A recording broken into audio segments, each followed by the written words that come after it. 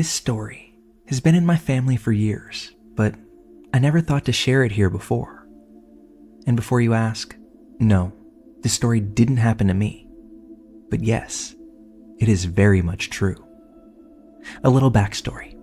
I have a huge family. My eldest auntie, we'll call her Jane, is the age of most people my age's grandparents. She's now almost 85. Our story begins in the 1950s, when Jane and 4 of her college girlfriends were on a road trip.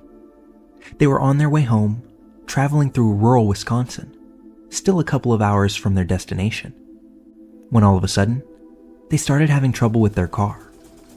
They tried to keep going, but eventually had to pull over. Jane said they were all quickly getting worried. This was decades before cell phones. The sun was setting, and the nearest proper town wasn't for several miles, too far to walk. They weren't familiar with the area and didn't want to split up. When miraculously, a car pulled up next to theirs. The man who was driving asked them what was going on. They explained their situation the best they could, and he helped them to fix the car. They offered him some money for helping, but he refused. Jane said they all thought the man was a little bit strange, but they were still just grateful that someone had found them and helped them out. The man left, and the girls made it home without any more trouble. Sometime later, maybe a year or so has gone by. My aunt has gone about her life as usual, when one evening, a local man is arrested as he was suspected of the murder of a local business owner. The man is named Ed Gein, and the extent of his crimes beyond that single murder soon come to light. My auntie says when she saw him on the news, all of her friends started calling each other. They had all recognized him as the man who helped fix their car that night not so long ago. They were all shocked that their odd feeling about him wasn't just nerves, but rooted in the fact that they did come face to face with evil that evening. While everyone in that vehicle that night wondered why he didn't try anything with them, my auntie thinks it was simply because there happened to be 5 of them. He wouldn't have been able to take all of them, as he was outnumbered. Gein would go on trial in 1957 for 2 murders that he confessed to. However, he is suspected to have committed 7 more murders that are still considered unsolved to this day, and unfortunately, will likely stay that way as Gein never confessed to them and passed away at the age of 77 back in 1984. There you have it, the story of how Ed Gein fixed my auntie's car. By all accounts, pretty solid mechanic, much less stellar human being. This video is sponsored by our friends over at Aura. Like so many of us have done, I recently Googled myself just to see what would come up, and what I found in the results were more horrifying than some of the stories that you find on our channel.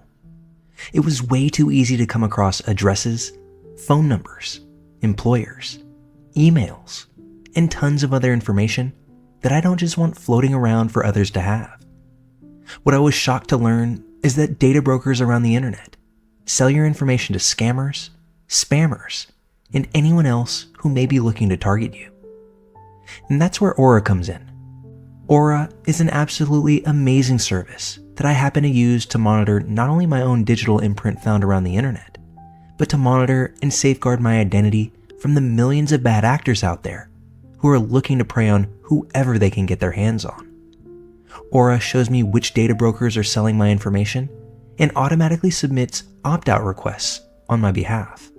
Cleaning up what information can be found about me protects me from hackers who could use this information to help them access my social media accounts, bank accounts, and a whole bunch of other sensitive information.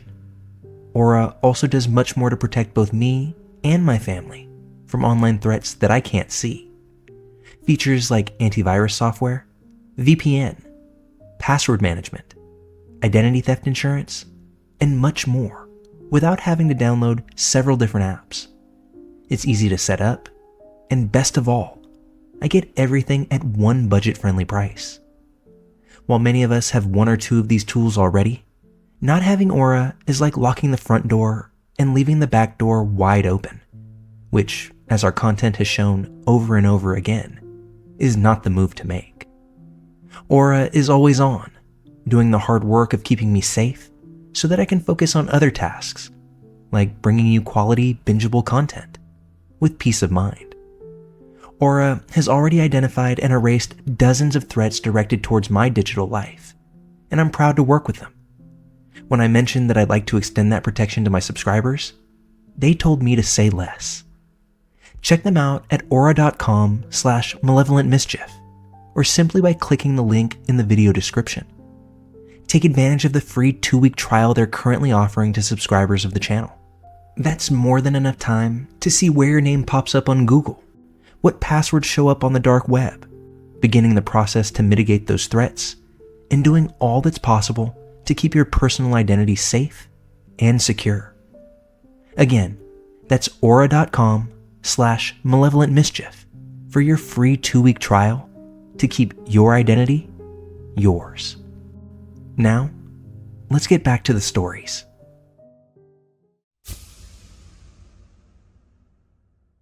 After finding many stories here, it reminded me that I have one that I thought I had forgotten. I'm a South American woman, but have been living in the States for about 11 years now. I first moved to Colorado when I was 21, to the small mountain town of Silverthorne. I was recruited by an exchange student program for college students in South America to come to the USA, both work and travel during summer break in the South.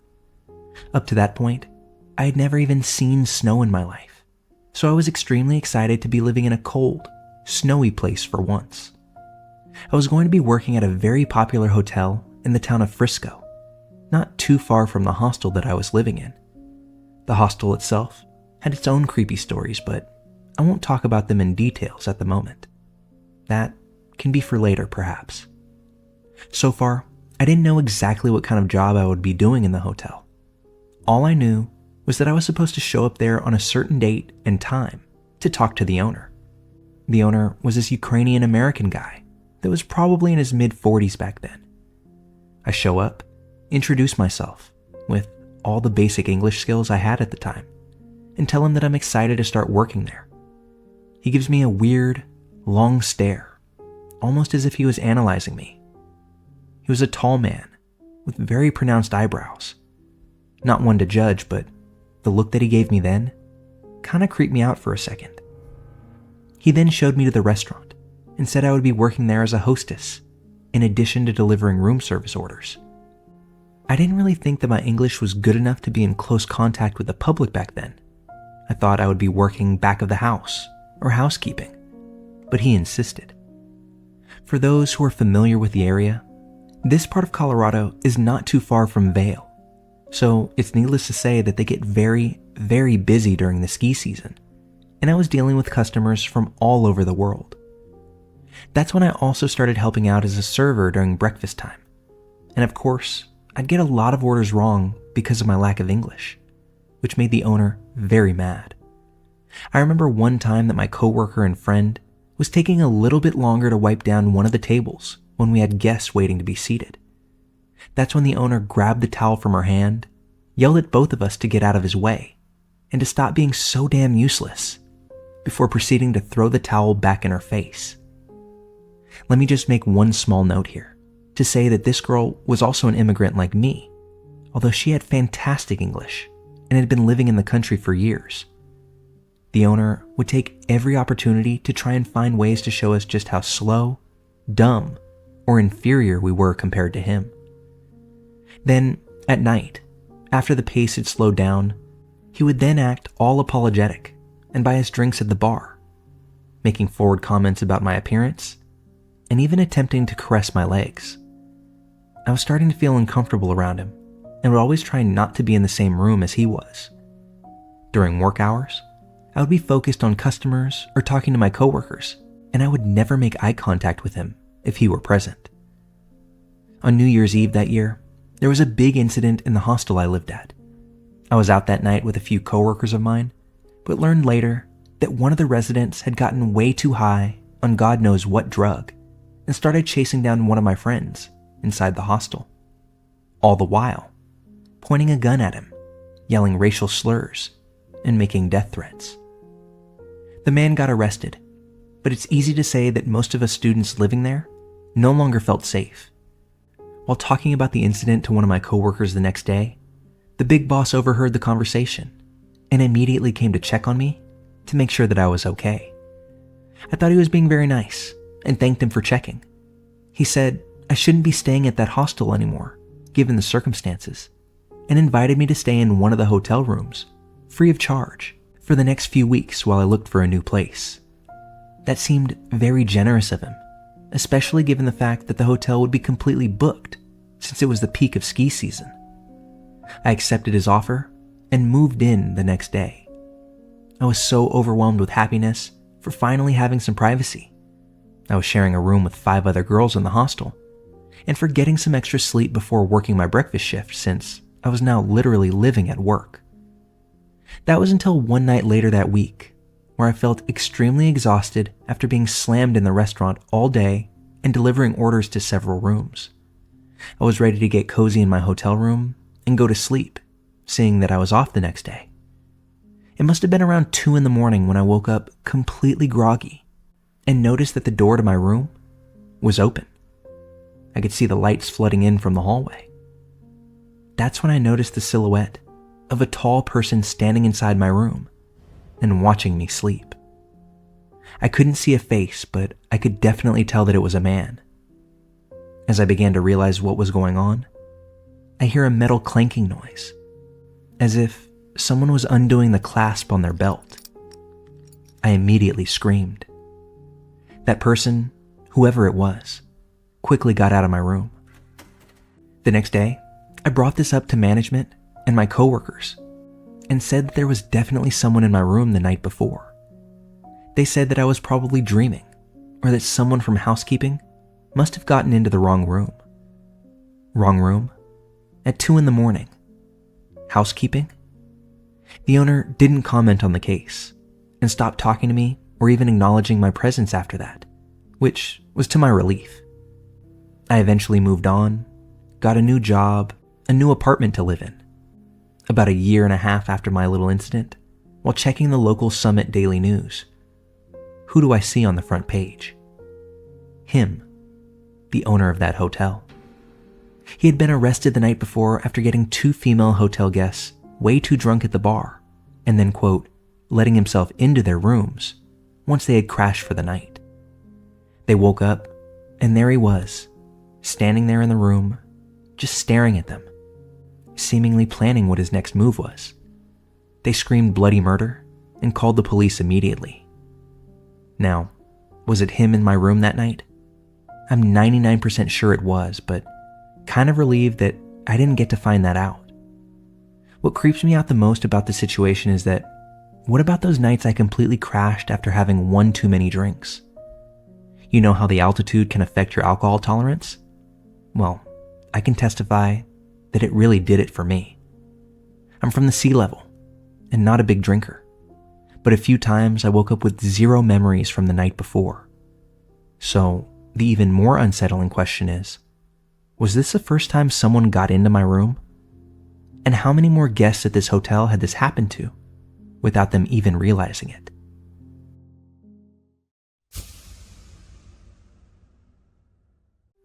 I've been a long-time lurker on this subreddit, but I never thought I'd be here, sharing my own story about an experience that I had. It was a Friday night, and I had gone to bed early, as I had work on Saturday morning. After reading in bed for a bit, I drifted off to sleep at around 10:30 p.m., only to wake up about an hour later to loud screams and people yelling profanities. I thought my girlfriend was watching a movie with the volume way up, so that's when I went out to the living room to ask her to turn it down a little. Instead, I found the TV was off, and my girlfriend was staring at the front door with her eyes wide. Our apartment is on the ground floor of the building, and so our front door opens directly out into the lobby of the building. The voices in question were coming straight from the lobby. I couldn't make out specifics. In my defense, I was half asleep, and the language of the country that I live in is not my first language. But I could tell there was a lot of swearing involved. That much I knew. My first thought was that it was some kind of domestic dispute.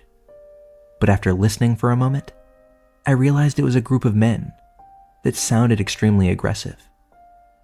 I looked at the WhatsApp group chat for my apartment building, and to my horror, I saw a message from one of my neighbors that said that there were armed men in the building and that we should not leave our flats. The country that I live in is experiencing a marked uptick in crime, and I had heard stories of armed groups of men robbing entire apartment blocks. But up until this moment, those stories seemed fairly exaggerated to me. However, that was my first thought, that these men would kick down our door and rob us, perhaps doing something worse in the unfolding of events. I thought about barricading our door, but I didn't get that far. One of my dogs started to growl at the commotion outside. I quickly shushed him, and thankfully he obeyed. That's when I heard a commotion in the apartment directly above us, and went out to my patio to see what was happening.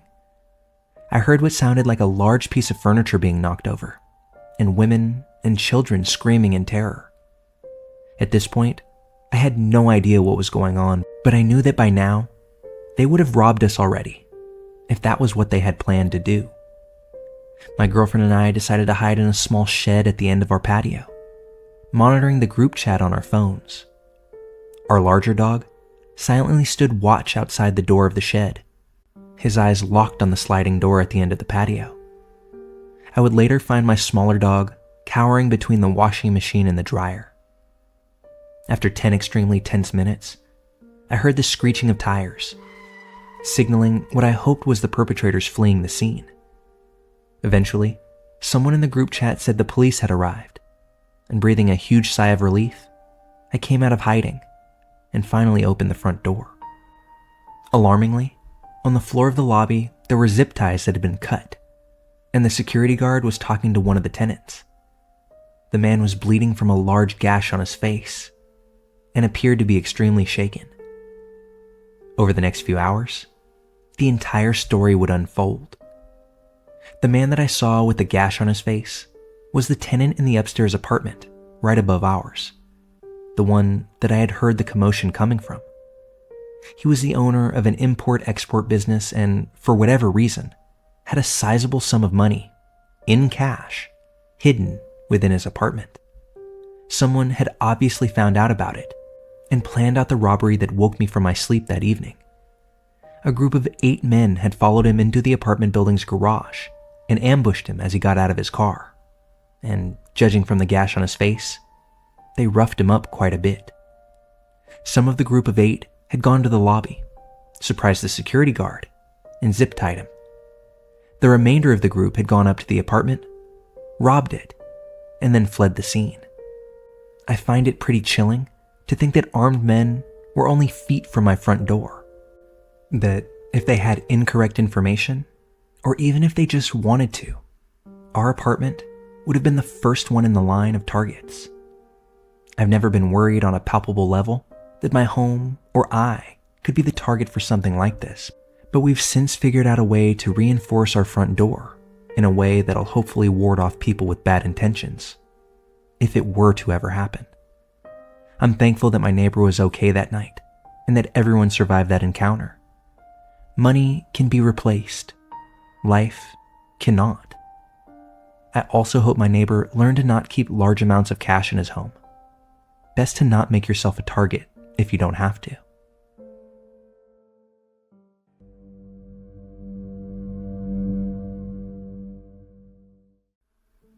This story happened about 4 years ago, around the time that COVID was just starting, so it was a while back, but I still feel that this is a worthy post. It was early 2020, and I had just gotten a new job in a small town near my area. While looking for a place to live, my sister offered to rent her house to me. She had bought the house 2 years prior, but she and her husband didn't really take to it, and their commute to work was long, so they moved out, and the house was left uninhabited. Luckily for me, it was actually pretty close to my workplace, and my sister pretty much rented it to me for free. I just paid the water and electricity and looked after the house. I was living there for a solid 2 or 3 months and had already gotten used to it. One night after coming back from work and parking my car in the driveway, I walked towards my door and noticed something odd. There was a cigarette butt on the curb to my house. I leaned down and picked it up, thinking that it might have been mine since I am an avid smoker. But after looking at the brand name, I realized that it wasn't mine and threw it away. I didn't think much of it beyond that, just shrugged it off as some asshole throwing it on my curb. I went on with my night, and nothing unusual happened. 2 nights later, I was once again walking to my house when I spotted a few more cigarette butts, this time bunched up near my porch. Needless to say, I was pissed off and thought that someone sat on my porch while smoking, but since I didn't know who it was, there was nothing that I could do about it. I noticed they were put out pretty recently, so whoever it was probably walked off just before I started approaching. That night, I was watching a movie on my laptop and it was pretty late. Had to be past 1 a.m. So I was surprised when I heard a car passing by. It's a suburban neighborhood, and it was COVID, so people rarely ventured out at night, although I didn't think much of it when I heard it either. About a half an hour later, I was even more surprised when I heard a few people chattering nearby. I thought I heard 2 distinctly different voices. I listened intently, but I couldn't hear what they were talking about, as their voice seemed almost muffled and quiet. By this point, I was getting a bit unnerved, so I stopped the movie and quietly crept off my sofa, walked to the front door to make sure that it was locked. As I was approaching the door, I froze mid-step as I heard 2 sets of footsteps approaching my porch and reducing the volume of their voices to no louder than a whisper. I realized right away that whoever this was wanting to break in. I leaned against my front door and waited, expecting a loud bang against the door or the doorknob to be shaken, but it was oddly quiet. I decided to walk over to my window to see if they'd walked away or changed their mind. My windows have bars from the inside out that you have to unlock so that you could move the curtains or look out the window comfortably. I slowly unlocked the bar mechanism and lifted it up. I moved the curtains and was taken aback instantly. Leaning right up against my window was a man. He was as startled as I was because he basically stuttered over his own steps as he jumped back. He tightened his hoodie to cover his face, so all I could really see was his big blue eyes looking right back at me. His friend realized what was going on and immediately started to kick the door in. He kicked it a solid 5 or 6 times, but the door wouldn't budge. All the while, I was stuck staring at them, frozen in fear and trying to comprehend the situation. I eventually snapped out of it and slammed the bars over my window, locking them and running upstairs to the storage room, where I pushed a table up to the door and called the cops. As I listened and expected the 2 to come inside my house any minute, I heard a loud crash and the bars from the windows being shaken aggressively. Once they realized they couldn't get in, one of them let out a long, angry scream that probably woke up half the neighborhood. But by the time the cops came, those 2 were long gone. The police couldn't find out who it was, but they were more active in the neighborhood in the following weeks. Regardless, I wasn't keen on staying there, so shortly after this incident, I moved out. My sister ended up selling the house a few months later, and as far as I know, nothing similar has happened ever since. I honestly don't know what they wanted or why they were so determined to get in, but whoever it was, let's not meet.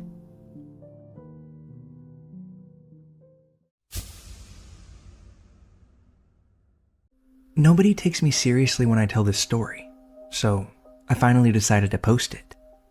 The backstory is long, but I swear it's important. A few years ago, I was 17, just graduated from high school, and got my first job at a Christian camp near Yosemite in California over the summer. Mainly, the people I worked with were great, really sweet Christian college kids, the good kinds.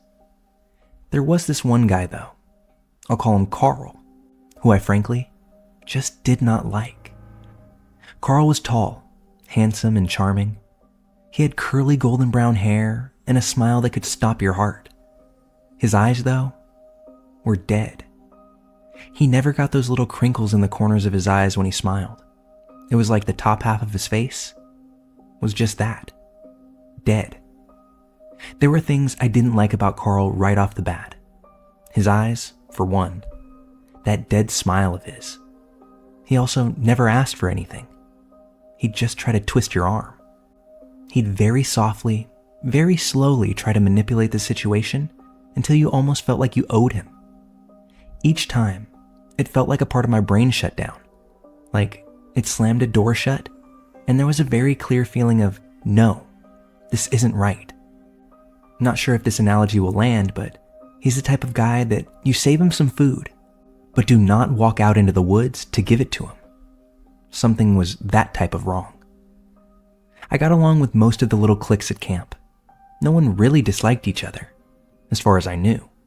We just kind of broke off into groups based off what we liked to do in our free time, or who we worked with the most. Carl, though, seemed to make friends one-on-one within a clique. By the time he left the group, it had been decimated. They were fighting, not speaking, and didn't trust each other. I know this isn't a lot of evidence, but I'm trying to paint a picture of a man who just seemed wrong. One day, everyone in camp decided to go to Fresno. We were tired of camp food and wanted a real dinner, maybe see a movie or go bowling. I was off work last that evening. Now, at camp, we had a sign-out sheet. Being so close to Yosemite, we often went hiking. So if we left, we had to put our names down, along with where we were going, when we left, and when we should be expected back. This way, if something were to happen, they would know when to start looking for us. So, I put all my info on the sheet and headed down towards the parking lot. My friends had all divided up into their cars. I didn't drive at the time, and I jokingly asked if they had forgotten about me. They said Carl had said I could ride with him. I looked around, but I didn't see Carl, although I had seen his name on the sign-out sheet. All the hair on my body stood on end. I was terrified to get in the car with this guy alone. He felt off, wrong, and just like somebody that I didn't want to be alone with. I don't know how else to say it. My friends were telling me I had nothing to be worried about. Things would be fine.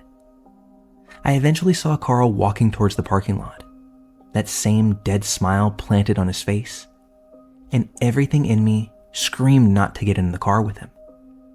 I said that I was tired and wanted to stay in tonight. That's when Carl laid the charm on thick, telling me what a good night it would be, that I owed him because of God knows what, flashing that dead smirk. But I refused. That's when he got angry, told me that I didn't need to be such a bitch about it. I thought we were friends, the whole lot. But I didn't back down. I still refused. Finally, everyone figured out that I wouldn't be persuaded. I hugged one of my girlfriends goodbye, whispering in her ear not to ride back with Carl under any circumstances. Once they all left, I walked back to the area with the sign-out sheet to cross my name off, since obviously I wasn't going anywhere. I saw the sheet, saw where my name was, and my heart dropped. My name had already been erased from the sheet.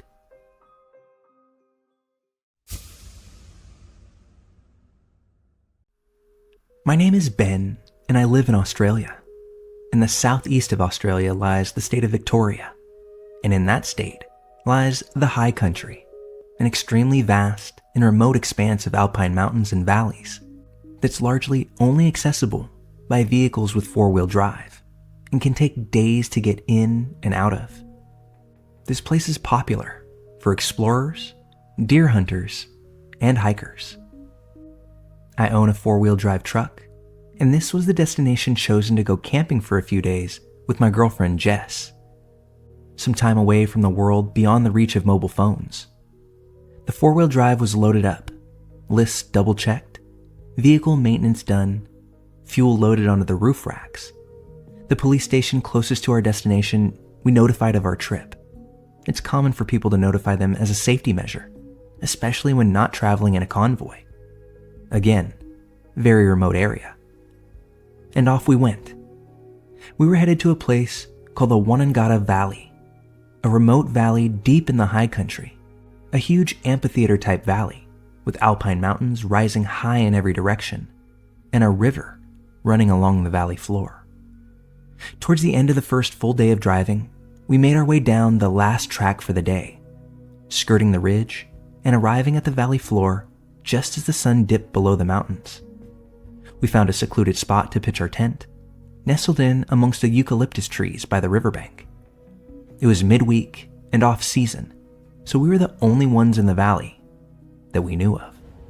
After setting up camp and having a meal by the fire as the sun went down, we snuggled together in our sleeping bags, and in short order, we decided to hit the hay. At some point in the night, I woke up to a loud noise. I wasn't quite sure what I had heard, so from inside of our tent, I listened. Nothing. I must be going mad. But no sooner had I thought that, I heard another noise. It sounded like something falling off of our camp table and hitting the ground. I put it down to possums or wombats slinking about, common in the area and nothing to worry about. Man, we should have done a better job at packing up after dinner, I thought, and eventually fell back asleep. Sunrise came and we slowly woke up. Needing to pee, I opened the tent and jumped out. But as I was looking around, something came over me. A chill. The campsite wasn't the way we'd left it. Instead of seeing two chairs together by the fire where we were sitting, one of them was by the table, and on the table was a loaf of bread that I'd sworn I packed away the night before. I walked over to the table to inspect. A half-eaten piece of bread was sitting there, with very obvious chomp marks in it. I flung the tent open and asked Jess, "Were you up before me? Did you have some bread?" But she just shook her head no. Jess got up and together we went through all of our stuff. Nothing was missing. As we went to check the truck, I noticed the footprints. There was a bunch of them around the front of the car where the hood was. Most of the camp was covered in grass. This happened to be one of the only few spots that was just dirt. Had someone tried to open it? Very distinct footprints. Not mine or Jess's. Perhaps they'd already been there? These camping spots are used intermittently, and obviously we weren't looking at the ground when we arrived the night before. I don't think either one of us wanted to actually admit what we were both thinking, that someone had been creeping about our campsite in the night, far from civilization. We discussed if a possum could have made the bite marks, argued about if one of us had left the bread out, and eventually discussed moving on and camping somewhere else. After much deliberation, we decided to stay. I had a rifle in the truck, which I guess gave me an overinflated sense of safety, which in hindsight was a pretty poor sense to have. As the day rolled on, the sun shining and with nothing eventful happening, I decided to walk across the valley floor, about 800 meters, to an old ruin of an isolated homestead built by settlers who ran cattle in the valley some 100 years ago. It happens to be steeped in mystery. There's an old unsolved multiple murder case from 1917 that always captivates people. I read the plaque, took some photos, and started wandering back towards camp. As I neared the halfway mark back to camp, I noticed Jess walking across the field towards me. Must have gotten bored, I thought. As she approached, it was clear that she was in a panic. Immediately, she began to tell me how she went down to the riverbank to wash the pots and pans, and as she looked up, she saw someone over on the other side of the river, watching her from deep in the bush. I had no reason whatsoever not to believe her. I asked what he looked like, and got told, an old man, 70s or thereabouts, scraggly looking, and in old tattered clothes. Apparently, the second she looked up, he turned and walked away, disappearing into the impenetrable bush. I couldn't quite comprehend it. How was anyone out here without a truck or a dirt bike How would anyone get to that side of the bank without first crossing over from our side? There's days worth of damn near impossible to walk through bush on the other side, just to get to where my girlfriend saw him at. We decided to hop in the truck and drive along the length of the valley, checking out the dozen or so riverside camping spots as we went. I wanted to spot a camp, have my partner ID the guy, and make sure he wasn't creeping, with our theory being that he may have just been a hunter, off in the bush after a deer. After making our way up and down the valley and not seeing anything, we drove back to the camp at a loss, unable to explain anything. As the sun started to set, with both my girlfriend and I quite shaken, I grabbed the rifle and sat it next to us as we cooked dinner and chatted, having a few drinks to settle the nerves. Had we been spooked? Was it just that there's a lot of mystery surrounding the valley and the homestead murders? We talked a bit and settled into a good mood, warming in front of the fire. At some point, Jess needed to go to the restroom. I was asked to come with her to the spot behind a tree where we placed the portable toilet, no more than about 50 meters from camp. Considering everything that had gone on, it was a no-brainer. Jess did her business, and we turned around and came around the side of the tree. And that's when we saw him. Standing at our camp, about a meter from the rifle I had sitting against the table, was a man. Old? Check. Scraggly looking? Check. Tattered old clothes? Check. Jess squeezed my arm so hard I thought it was going to come off. Everything about her body language screamed, "This is the same man." As we got closer, I could make out more odd things about him. He had part of a deer antler in his hand that looked like he'd been whittling away at it. And what looked like antler pieces carved to plug large holes in his ears, like stretchers, but made of bone. Same goes for the bone-looking buttons on his ratty old coat. He wore old leather shoes that looked as if they were homemade.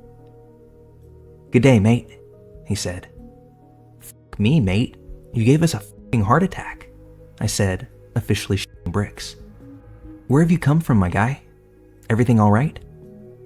"Just over yonder. You lot aren't hunting around here, are you?" Looking directly at the rifle. "We might, yeah. Why?" There's no hunting around here. Not enough deer as it is." "Well, we hadn't decided on it. We're probably packing up anyway," I said as I edged my way towards that rifle. "I should put this away anyway. I didn't mean to spook you, mate," I said, looking for any excuse to get that rifle into my hands. "It's all good. Guns don't spook me," he said. I didn't imagine they would. I picked the rifle up by the barrel and held it like a walking stick in an attempt to be non-confrontational, breathing a sigh of relief once it was in my hand. "No offense, but you caught us by a bit of surprise. You gotta be the only one we've seen since we got here." "Yeah, I saw you come in last night." "I f***ing bet you did." "I've been coming up here for about 40 years now. Beautiful spot, isn't it? Takes a bit to get down into the valley, huh?" "Yeah, mate. Look, no offense, but we're gonna hit the sack soon. Do you need a lift back to your camp?" "No, all good. Just out for a wander before I tuck in for the night. Saw the fire and thought I'd say good day. Anyway, I'd better be on my way now." And with that, he turned and walked off, parallel to the river, into the dark. No torch. That was officially enough to spook us beyond any ability to calm down that night, and we decided to pack up in the dark and head out. Even if driving in the dark was a monumentally stupid idea in this part of the high country. We got into the truck and drove out. Taking us along the valley floor, we didn't see a single fire, camp, a vehicle, nothing. We just kept on driving. Halfway home, Jess, who was obviously bored from the drive, flipped on the camera that we had in our pack, the one that we had been taking nature photos and pictures of the homestead with. But there was no memory card in it. What the fuck? After getting home and telling a few people what had happened, a friend's dad, an avid bushman himself, was the one to officially freak us the hell out. "Oh, you met the Button Man." "The what now?" I said. "The Button Man. He's an old bushman who goes out into the high country for months at a time, hunts with a spear, appears out of nowhere, scares people, has buttons made out of bone. There's a heap of people who've gone missing up that way. The cops keep looking, but they can't find a single trace. Campers, hikers. One camp was found burnt to the ground, and a car left abandoned. They can't find any evidence at all." A quick Google confirmed it. The missing people, the Button Man, the lack of evidence. Police set out into the bush and found his camp. They spoke with him, but they have nothing else to go on. We were able to find an article that has some further info on the missing people and the mysterious Button Man himself. He's very real. Dozens have met him as he appears out of nowhere at their camp. But as for his connection to any of the missing people, well, only he knows that. We don't camp in that valley anymore. Hell, we don't camp that side of the high country anymore. Mainly because one meetup was enough. I can honestly say for both me and Jess, we'd rather not ever meet the Button Man ever again.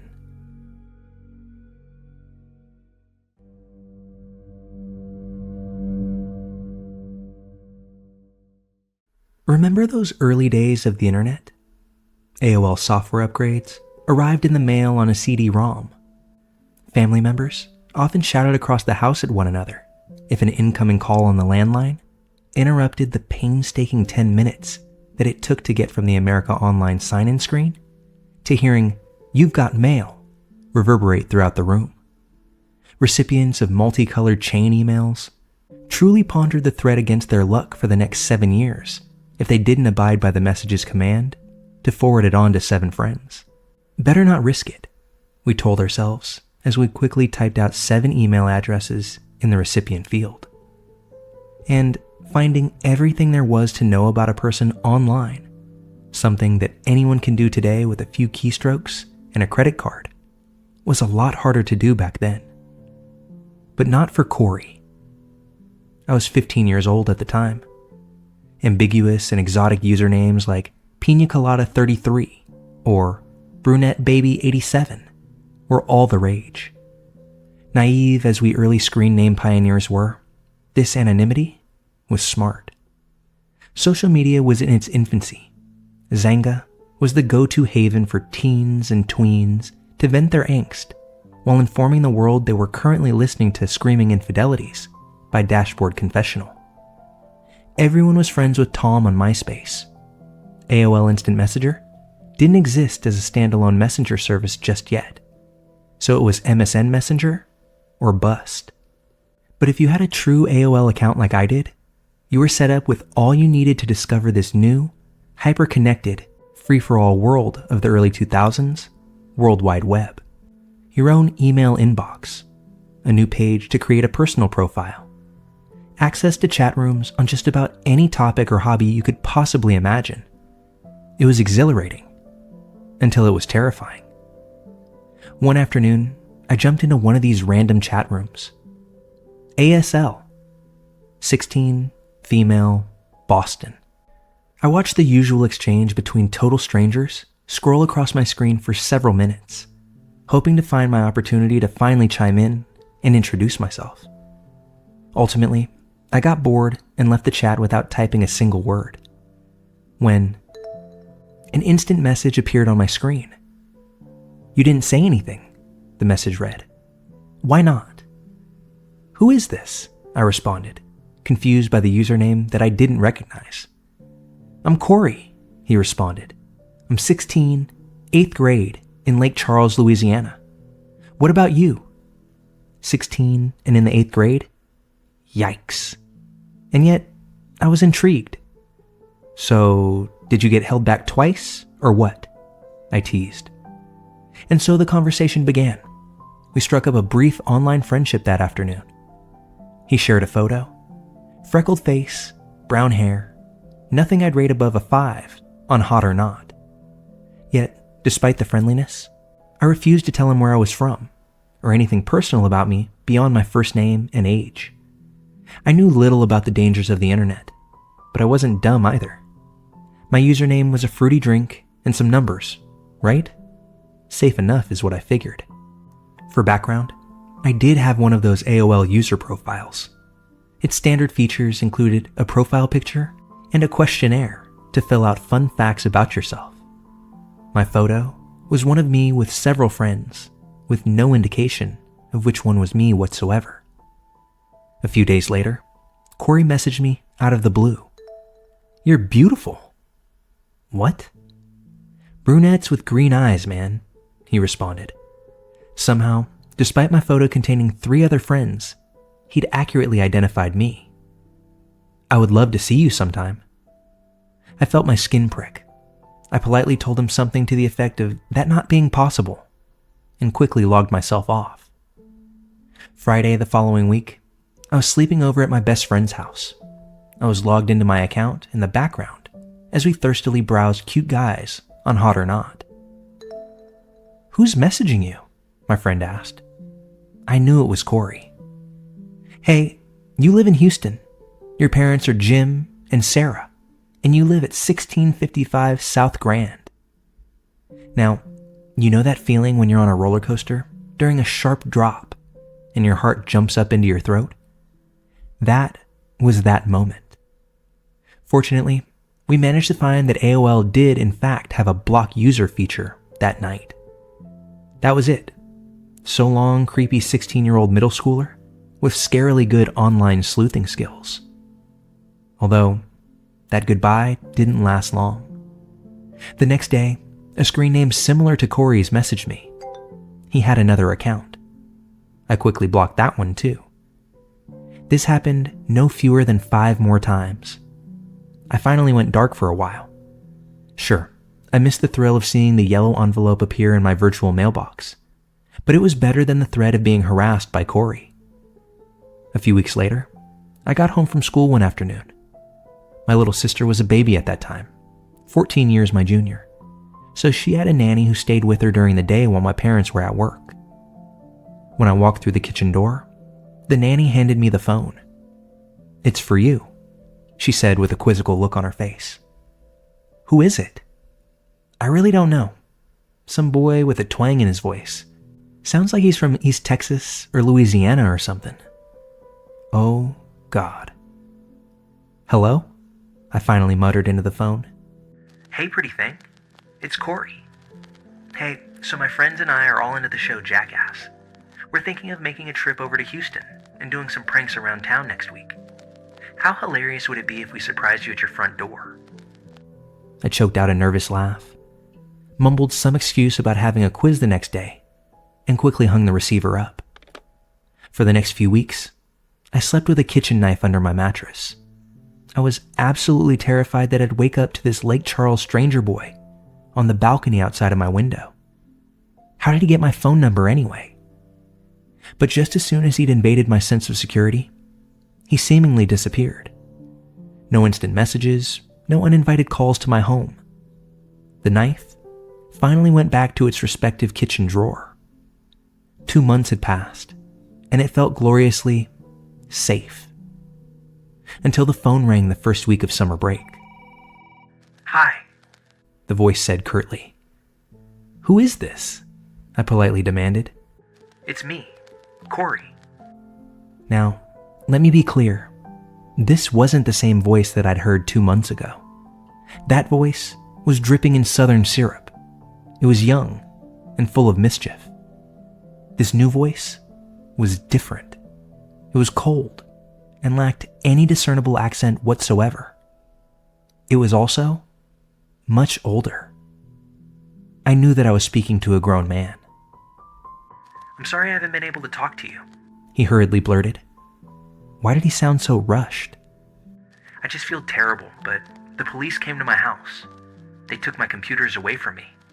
I can't say why, but don't worry. I'll come to Houston soon." That was the last day I used that fruity username. I deleted that account and created a new one.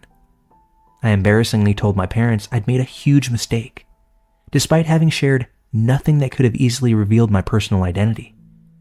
Even if I had, the threat back then wasn't what it is now. This was almost 20 years ago. People simply didn't have the online presences that they do today. As a teenager with no social media yet, I was virtually a ghost. But still, I was convinced I was somehow culpable for this stranger, this man, a predator who clearly had advanced knowledge of computers and the internet, singling me out and making it his mission to learn everything about me through whatever means possible. He was determined to get to me. I'm only grateful that even at 15, I knew better than to trust that this freckle-faced kid from an online chat room had fully benign intentions. 2 decades later, I still find myself wondering where Corey ended up. Hopefully, behind bars.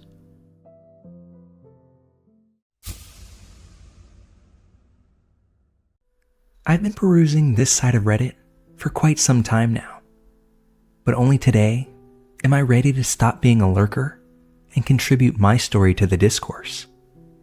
Living in a large metropolitan area such as London, I've unfortunately been accosted and assaulted a few times in my life. But nothing competes with your very first. And that's what I'd like to share with you today. This also happens to be the scariest instance of them all. I was 8 years old at the time, visiting my grandparents who lived in London. At that point, I didn't live here yet and was just visiting for the summer. I was on a day outing with my parents and our visiting American friend. Let's call her Laura. My dad grew up in London, so he wanted to take us sightseeing, and we had done the Tower of London, Trafalgar Square, and were wandering through the Oxford Street area, just window shopping. I remember trailing slightly behind my parents for just a moment and looking into a busy cafe as I walked. It had a countertop bar where there were 2 large ladies perched on stools eating ice cream. All of a sudden, I remember watching these 2 ladies fall off the sides of their chairs and onto the floor, almost in slow motion. It was like a dream sequence, and I recall the music from the cafe sounding like it was underwater and slowed down, if even for just a moment. Except, they didn't fall to the floor. Actually, it was me. All I remember next is a huge shooting pain in my back and Laura screaming over me while I watched my mom sprinting away through the busy crowd forming, full of shocked faces, looking at me with concern. My dad was on his phone, and I remember being particularly angry because mobile phones were new at the time, and he was non-stop on his. I later found out that he was calling the police, not work. So what had actually happened, whilst I thought these fat ladies were falling off their chairs, was a homeless man in a heavy coat had emerged from the crowd, picked me up by the coat collar, and slammed my body down onto the pavement. My mom had immediately run after him, chasing him down a busy London street until he pulled a huge knife on her, and somehow she and 3 men nearby managed to disarm and hold the man until the police arrived, which apparently took no more than 2 minutes. At the time, I had absolutely no recollection of being attacked. I was excited to ride in an ambulance and a police car to go to the station. I asked to see a cell and remember getting given a pen by a police officer. I remember being in a bit of pain but couldn't understand the fuss over me by the paramedic. But boy, did that pain really set in later on. I must have had some sort of adrenaline going on where I was in shock and feeling next to nothing. It's amazing how a child's mind works when it's in protection mode. As a side note, apparently I'd wake up screaming every night for months after this, saying that this man was in my room, according to my mom. I only remember it happening once, but even that is kind of striking. As a result of this attack, I had a cracked rib and several giant black bruises all over my chest and back from the impact of hitting the pavement and his grip. Even later in life, I can still remember his face quite clearly, and now I remember just how high he picked me up before throwing me down. This particular memory was triggered by receiving my birthday lumps as a teen, and it all came rushing back in the most bizarre way. What I didn't learn until my early adulthood shakes me to my core, and I can understand why my parents didn't share this with me as a child. Like I mentioned earlier, this man had a large knife that he obviously was not afraid to use. It turns out that he had been using that knife for quite some time, often victimizing others, and in certain situations, extinguishing their lives. He had even been so brazen as to assault another young girl the previous day, slashing her in the face while simply walking down the street. While the police were aware of this man and searching for him for months even, they were only able to apprehend him the day of my attack, thanks to the actions of my mom and those passerbys willing to help. I guarantee that that man didn't account for my slightly insane, yet fearless mama chasing him after he body slammed her little girl. Starting that day, he was no longer free to terrorize innocent people on the street. I don't know his name, and I don't know how long he went away for, but I personally hope that he's still locked away tight, although I've resigned myself to never knowing for sure. All I can say, especially given the context with which I'm delivering this story, is that I pray to never meet that man again.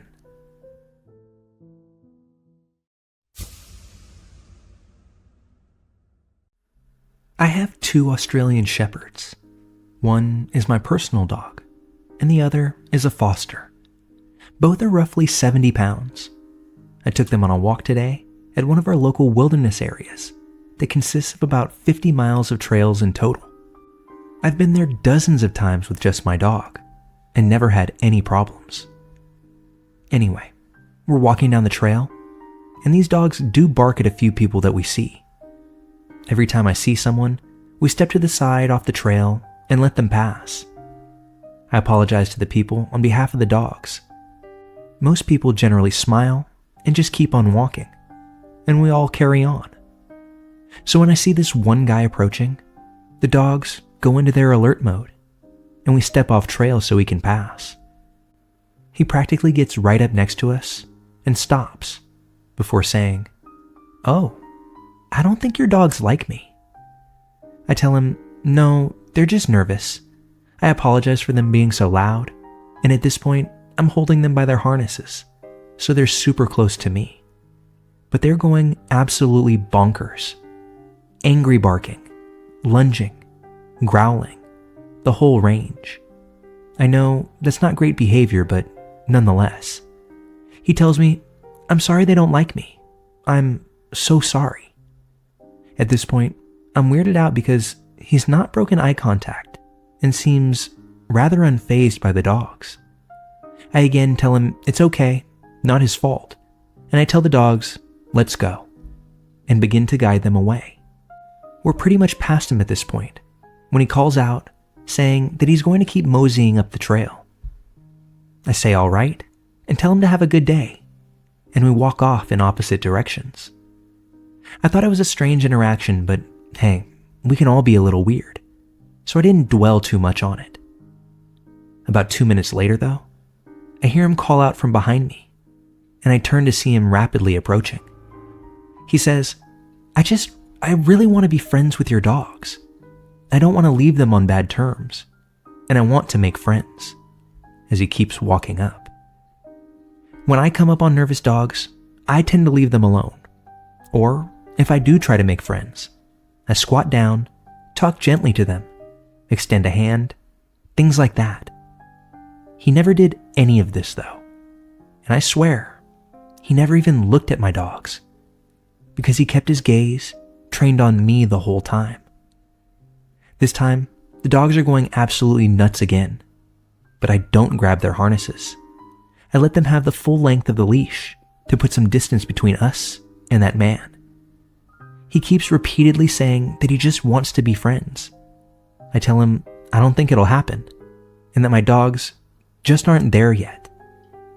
He does try to approach still, but the dogs have none of that. He eventually says, "I'm sorry, I don't think they're going to be friends with me." But again, he isn't even looking at the dogs.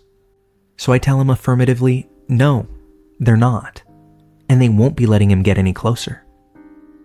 He finally turns and leaves, and I take out my phone to call my sister to keep me company for the remainder of the walk. So, is it annoying that my dogs freak out over the mailman or the neighbors or a knocking noise on a TV show? Yes it is. I don't know for a fact that this man today had bad intentions, but I'm damn sure glad that they were there and made it abundantly clear he wasn't getting anywhere near me. I'll probably work with them on calming down quicker, but I have no plans to have them befriend strangers at first sight. And if ever your dogs, reactive or otherwise, give you that stiff, on-guard feeling when a stranger approaches, don't be so quick to explain it away. Don't try and disregard their senses. Those may very well keep you safe if they ever present themselves. Be safe, everybody.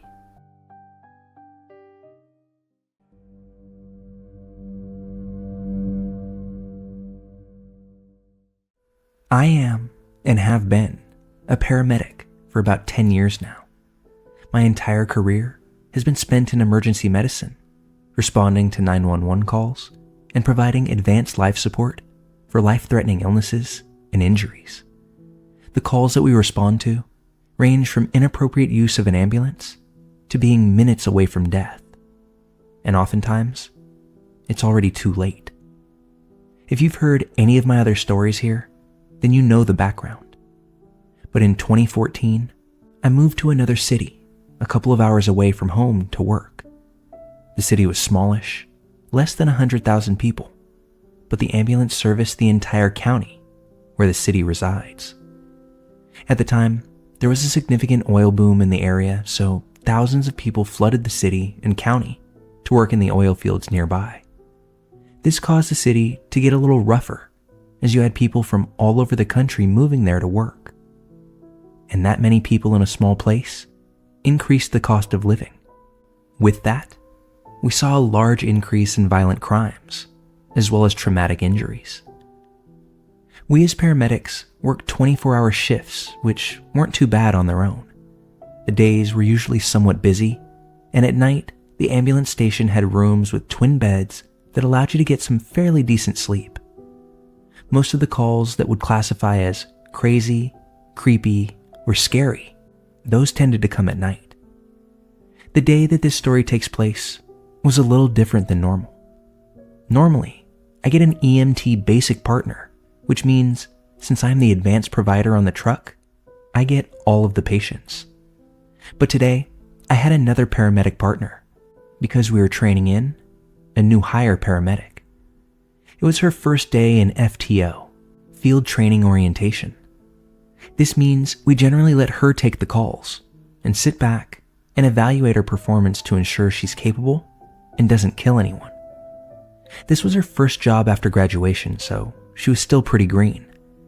I could see she was very nervous and trying her hardest to do her best. So, as per usual, the day was pretty busy, but as it began to wind down, I was getting ready to attempt to take a nap. I kick off my boots and lay down on the bed, on top of the covers, because it's easier to get up that way if and when a call comes in. I put my radio up by my head, full volume, like always, so I can be sure to wake up if we get a call.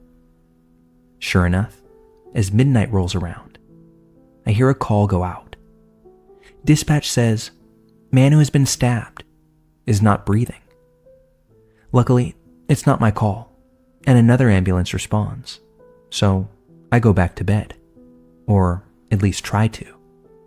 About 30 minutes later, another call goes out, and this time, it's for me. Dispatch information. Man with a knife wound on his hands. Police are already on scene. I sit up, get my boots on, wake up the new girl and my partner, and we all walk out to the ambulance. The area of the call was right smack dab in the middle of downtown. We responded non-emergent, as it was not a life-threatening injury. As we arrive on scene, there's around 6 police cars already on the block, all with their lights on. The area itself was through an alleyway and behind a building just off of the main street. As we pull up, there are a number of officers, a couple sheriff's deputies, and a detective, all standing around this man with a rag on his hand. As I got closer, I could see the man was bald, middle-aged, and had almost a homeless look to him.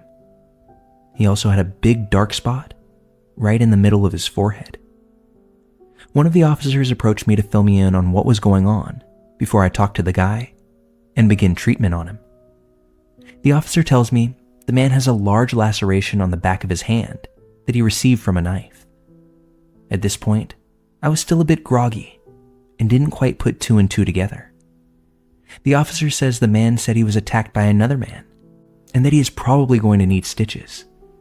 So, as it's not serious, I have the training paramedic approach first to begin her assessment and give me her treatment plan. I stay close behind her, and we both walk up to the man who is in handcuffs. As we approach, the dark spot on the guy's forehead is now clear. On the center of his forehead, stretching from his eyebrows and what would have been his hairline, is the biggest swastika tattoo that I have ever seen. My FTO begins to talk to the man as I stand back and observe. Something about the man's general composure and responses absolutely chilled me. When we first walked up, the man was muttering something underneath his breath. I couldn't tell what he was saying, but he was repeating it over and over again. My FTO asked police to uncuff him to see the cut on his hand more clearly. At this point, one of the other officers produced the knife he believed to be the weapon that caused the injury.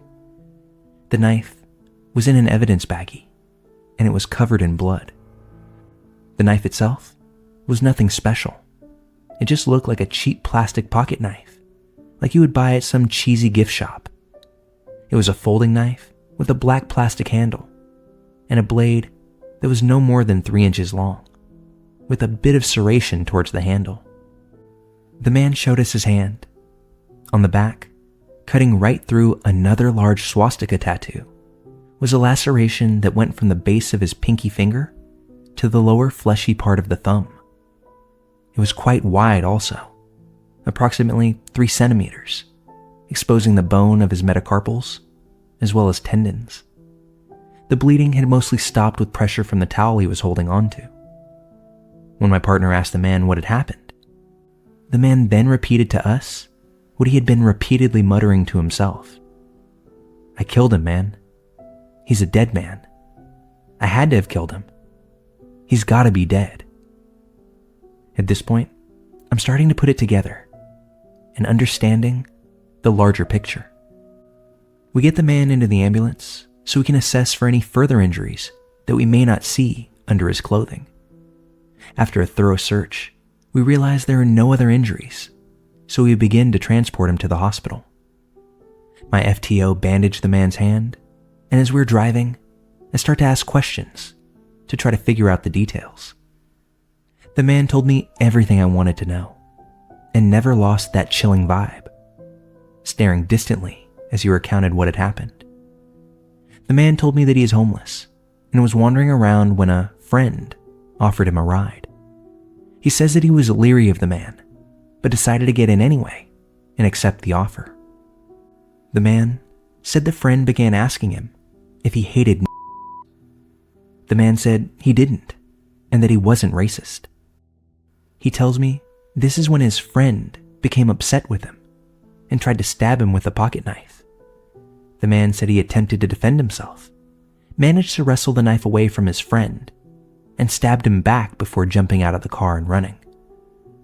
So, with his shocking telling of the tale, we continue to transport the man in silence. Also, as a side note, an officer rode in the ambulance with us the whole way. After we dropped the man off at the ER, we all kind of sat there shocked leaving the hospital. We returned to the ambulance station and tried to get some sleep. However, none of us were destined for sleep this evening. An hour later, we get another call for a body removal from downtown, less than 3 blocks away from our last call. We pull up to the area, which is the middle of the street. The street itself is blocked off 100 feet on both sides by a fire truck and police cars. The fire truck was equipped with a double stack of 4 halogen lights, risen up on the ladder, shining down to illuminate the area. Walking up with the stretcher and body bag, the detective on scene tells us they are done with the investigation to the medical examiner's office. At this point, we're about 50 feet away from where the body lay.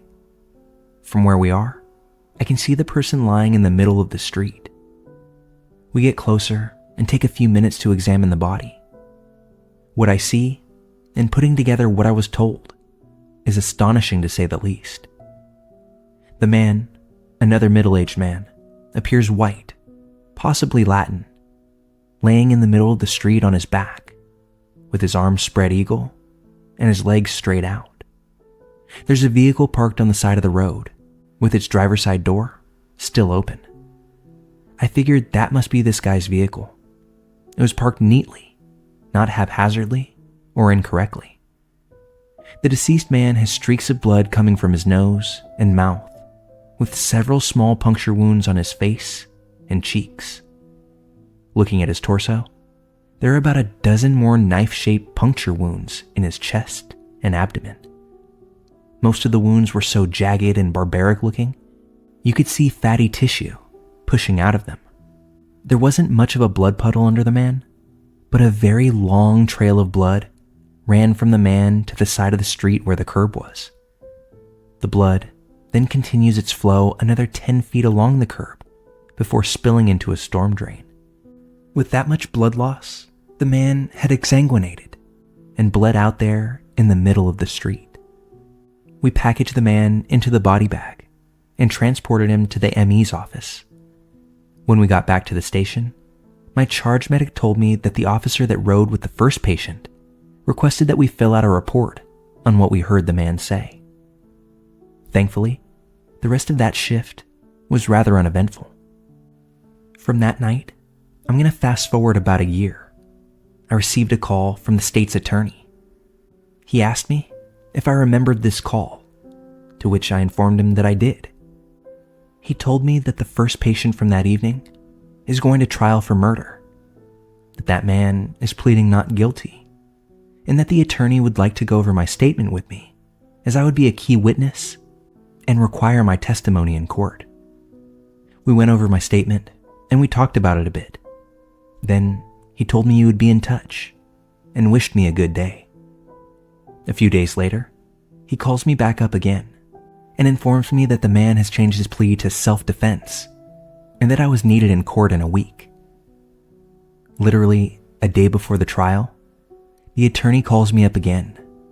He tells me this time the man changed his plea to guilty and I would be no longer needed.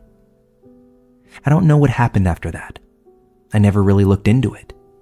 It's just another brick in the wall, so to speak.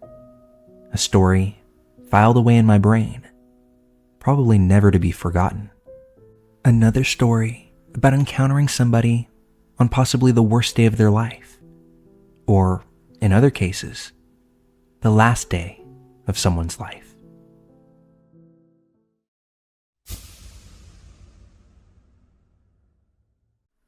We had an older couple that lived next door to us when I was growing up.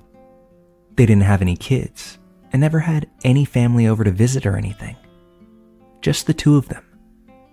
The guy was a little quirky, but he was retired and just liked to stay busy, so he would do things like go out and find a broken bike someone had put by the curb or something electronic, then take the junk back to his place and try to fix it in his shed in the backyard. He truly was one of those one man's trash type of guys, and just liked fixing things. He would do all this in his little red shed in the middle of his backyard that had a full workshop in it. Once a year, our block would get together and do a whole weekend where we did a big yard sale and people could come walk house to house looking over stuff. And it actually got a good amount of people since it was in the early 90s then, and you couldn't just pop on Craigslist or Facebook Marketplace for some used stuff. I ran a little lemonade stand myself to get in on it as well. So this old guy was in his backyard a lot, hiding out in the shed, fixing whatever prize he had brought home that day. The only window on that shed faced our backyard. Whenever I would go out to play in the backyard, I would hear growling and roaring come from the shed. I was very young back then, probably 5 or 6, so I would get curious about the noise and go up to the fence, pushing my face up against it, staring at the shed while it was making all of these crazy noises. At some point, the man had come out and told me that he has a tiger in his shed. That was where it lived, and that's why I kept hearing it. I'm like 5, so of course I think it's the coolest thing ever that my neighbor has a tiger. So every time I hear it, I would run over to the fence and try to watch for that tiger, even though the small window on the side of the shed had blinds on it and I wasn't seeing in. Obviously, I eventually grew up enough to start questioning this. Plus, me and my mom had walked over there one day, and the old guy's wife sent us out back to the shed to ask if he could fix something for us. I got to see inside then, and realized there was no tiger, and that he was just messing around with me the whole time. But I did see that his work desk was directly under the window. I never thought anything of it. Just some nice old guy who liked tinkering in his shed. My mom would also send me over to their house sometimes when they said that they had something for me. I'd go over, and that man and his wife would be in the living room, just watching TV. There they would hand me a bag with like 2 handfuls of candy in it. Sometimes they would give me a bag of tacos for my dad. This man's wife was Hispanic and made some absolutely amazing authentic tacos. I'd sit down for a few minutes, and they would ask me how I liked school or if I was doing well. Stuff you would talk to a kid about. After a couple of minutes of this, they would send me home. It seemed normal to me as a kid because it happened weekly. Sometimes, that man would even give me a toy that he had fixed. Outside looking in, sounds like this completely normal old couple that was just super nice and neighborly. But soon after, another family moved in down the street.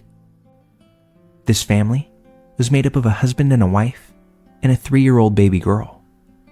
And the wife was rather paranoid. She went house to house and met everyone on the block when she moved in. Then, she checked to see if anyone she just met was a registered sex offender. I grew up in the 90s, and I was a kid at this point, so I don't know if this behavior was completely normal or if it was weird. But come to find out, this lady's paranoia wasn't misleading. The guy neighbor that had been watching me grow up all these years, giving me candy, fixing toys, turned out to have multiple child molestation charges against him. No one in our neighborhood knew. And back then, the internet wasn't exactly in every house, so getting information like that would have been on the person trying to find out. What this woman learned, she shared with my parents, all of the information she got. I was no longer allowed anywhere near those people, even though I was too old for it to matter, being basically a teenager now. I think back on all the weird crap that we accepted as normal, and just how much time I spent watching for the tiger. My skin crawls, just wondering what was going on in that shed, what was causing all that roaring and growling I was enamored with. It also makes sense why that couple never had any visitors or children around. No family coming by, even on the holidays. The wife had grown-up children, but they never came by. If her kids had kids of their own, they may have known not to drop by. It's really creepy knowing that no matter how much you know your neighbors, you actually don't know your neighbors at all.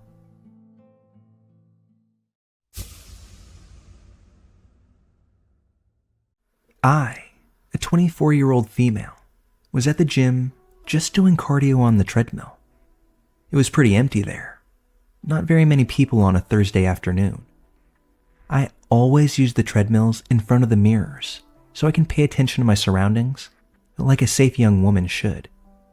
I was on a treadmill 2 away from the end, and all of them were empty, save for one at the opposite end of where I was.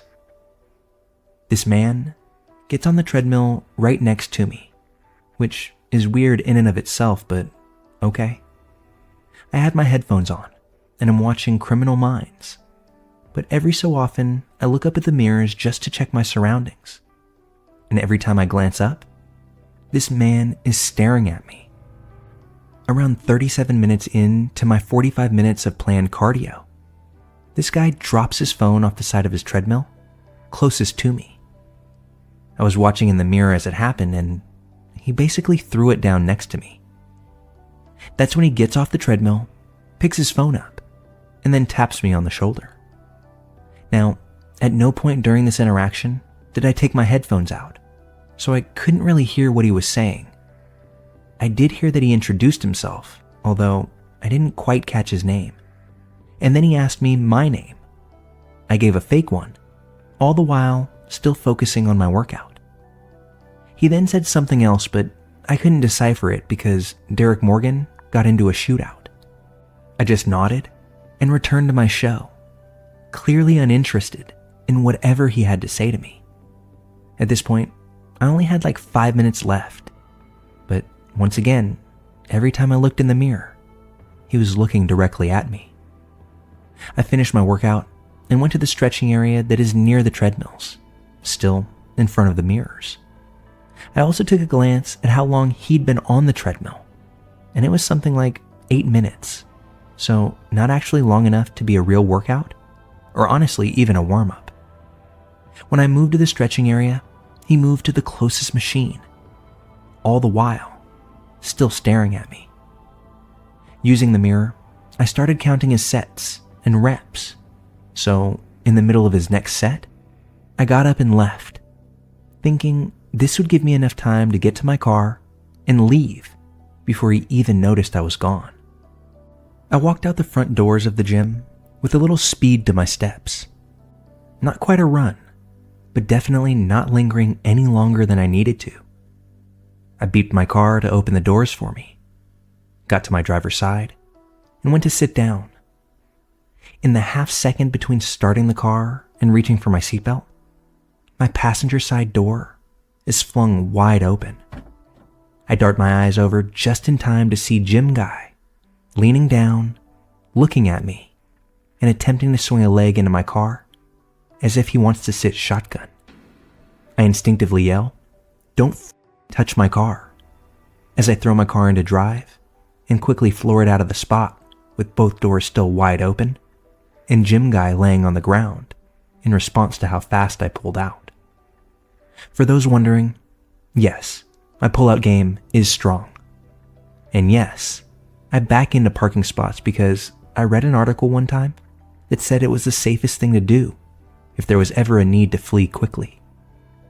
I made it out of the parking lot and a half mile down the road with my passenger side door still open before I felt safe enough to pull over and close it.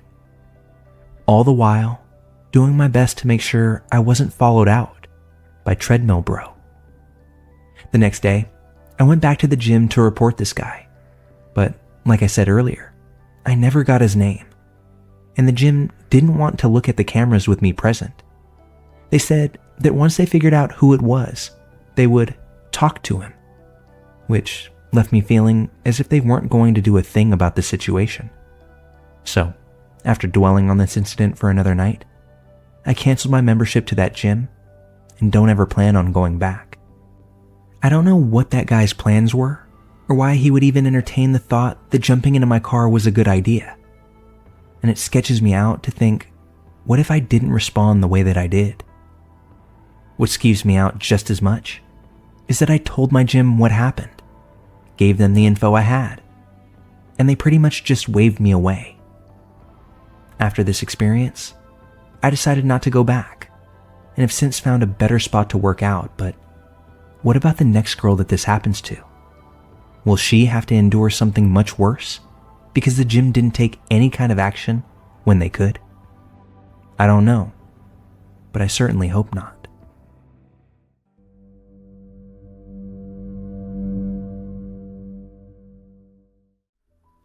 This story isn't so much creepy, just absolutely terrifying. This happened when I was 18 or 19 years old and living on my own for the very first time. As a freshman in college, our days consisted of going to class in the mornings, then getting Chipotle, then going back to the apartment and smoking weed for the rest of the day or night. Nearly every single day was like that. Actually, no, not nearly. That was exactly what we did every single day. Me and my roommate, let's call him James, had a close friend from high school who'd stay with us pretty often. Let's call him Tyler. Tyler would come over to smoke at our apartment regularly since we had a safe place to do so, and this was away from his parents' house where he was living at the time. One night, Tyler was over and we were smoking per usual and decided to go on a walk around the apartment complex.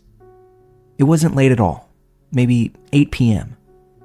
As we were walking, a pair of guys who looked to be a little bit older than us approached and asked us if we had any weed. James, who was the dullard of our group, immediately said something along the lines of, "Yeah, we can get you some." Tyler and I were already in the process of saying no when he blurted that out to them, as we lived in a state where you actually had to be really careful about having weed. Next thing we know, James has invited the two randos into our apartment to smoke with us, despite our discontent with the situation.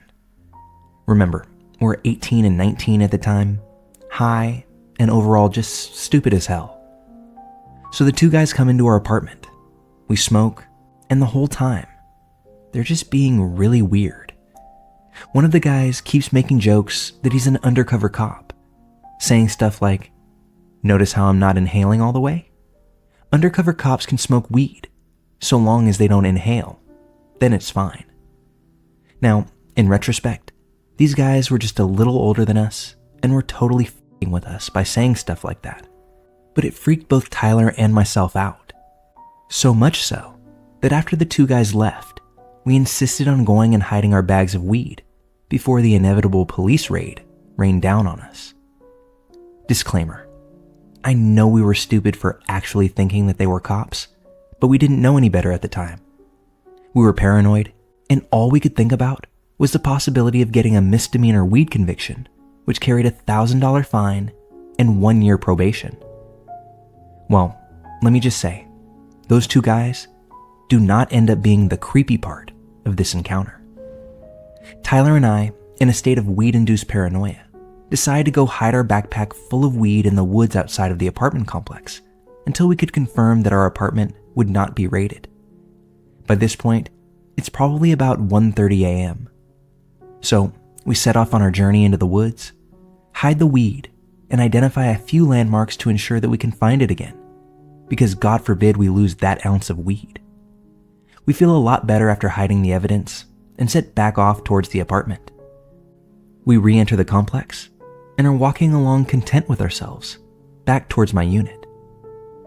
As we're rounding the corner to my building, I hear the swishy sound of athletic pant legs sweeping together, as if somebody's running up behind us. Before we can even turn around, we hear a deep voice yell from behind, "Get on the ground." I turn around long enough to see a masked man pointing a pistol right at us. We both immediately hit the deck as he screams at us to give him all of our money. We were 18-year-olds and weren't exactly carrying large amounts of cash on us.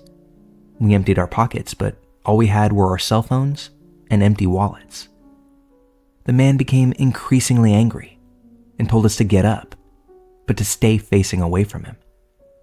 Now, this was obviously already a scary situation, but this is when it got extremely terrifying for the both of us. Just a couple of days before this, 2 teens had been brutally murdered in our area in the same fashion, forced to face away from their killer, and ultimately shot execution style in cold blood. And they hadn't caught the guy yet. It was all either of us could think about in that moment, as it was a highly publicized crime that everyone in our area had heard about. I know I'm totally putting my general location out there right now, but I know people are going to want to know what case I'm referring to. Plus, neither of us live in that area or even that state anymore. So Google Jeffrey Hazelwood murders for more context. The happy ending to our story? The guy proceeds to instruct us to walk. He walks behind us all the way to the exit of the apartment complex. And as we exited, we heard the sound of running again, but this time, away from us. We slowly turn around and realize that he's gone, but we were still so freaked out that we kept walking and called a friend to come pick us up from a nearby Waffle House. To this day, I'm so glad that only psychological, rather than physical harm was dealt to us on that night. Oh, and by the way, we went back to the woods first thing the next morning and picked up the backpack in order to continue our era of stoner degeneracy.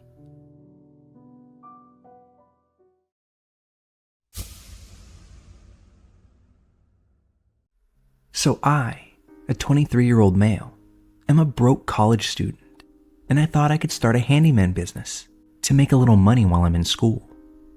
I posted an ad on Craigslist advertising my skills, my fix-it/construction related skills. Anyhow, I quickly get a message from a guy who wants me to fix his cash register and stereo.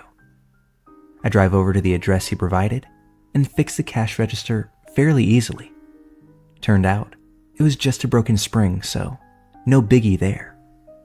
But while I'm in his presence, he wants me to help him to rewind a VHS tape. First red flag there, because who still uses a VCR anyway? But as he explained the situation, it didn't seem like this was going to be a major thing either, because his direct quote was, "I can't see the rewind button." After strolling up to the machine and looking it over for less than 2 seconds, I locate the button that he's needing and press it in. I push the button with 2 back arrows on it, and I'm more than just a little shocked when the video plays on the TV in reverse. It happens to be some guy-on-guy vintage porn. I try not to make the guy feel any kind of way. I figured it was just an accident, and I'm not here to judge anyway. I chatted with the guy for a few minutes and said I would take the stereo home to see if I could fix it. So I got paid for the cash register and left. But the moment I got home, I checked my email and found this message. "Hope you weren't insulted by the film I turned on. I'd forgotten I even had it, as I threw my whole library from our video store away. I really get turned on by large morning wood like that. Anyhow, feel free to come over anytime. I think I can make it worth your while." That message, followed by this one. "I'm really anxious to see you again. Whenever you want to come over, late afternoons or around this time are always good for me. Discreet and $40 for maybe 20 minutes or so of your time." The next message, "I would really like to treat you to a very special skill of mine. No reciprocation, and you won't be sorry." When I didn't respond to any of the previous messages, I get one that simply says, "Interested?" At this point, I wasn't sure what to respond with. Like, I've got to return the stereo too, but I'm not going to even try and fix it. Who knows what I'll find if I even open that thing up. I'm so glad I used my Google Voice number, but I'm very sorry that I had told him where I lived when I first introduced myself. I decided then to park my car far away from my dorm. The dorm itself is a converted motel. I told my girlfriend about what was going on. She just thought it was funny and said, "Now you know why I don't like going outside at night." After devising a plan, I drove over to his house early in the morning, dropped off the stereo without any contact, and sprinted back to my car before hightailing it out of there. Once far, far away from his spot, I responded to his messages with this. "Hi. My bad. I wasn't aware of what you were getting at with your previous question. However, I'm going to stick with the services I posted in the ad and nothing further. I returned the radio to your garage, and I don't wish to do any further business with you. Best of luck to you in all of your pursuits. While I effectively ended any business relationship with my actions and message, I still get the odd message every now and again from a random number that says, "Are you ready to hang out yet?" While I can't be sure, I know it's him. And no, definitely not ready to hang out, bro.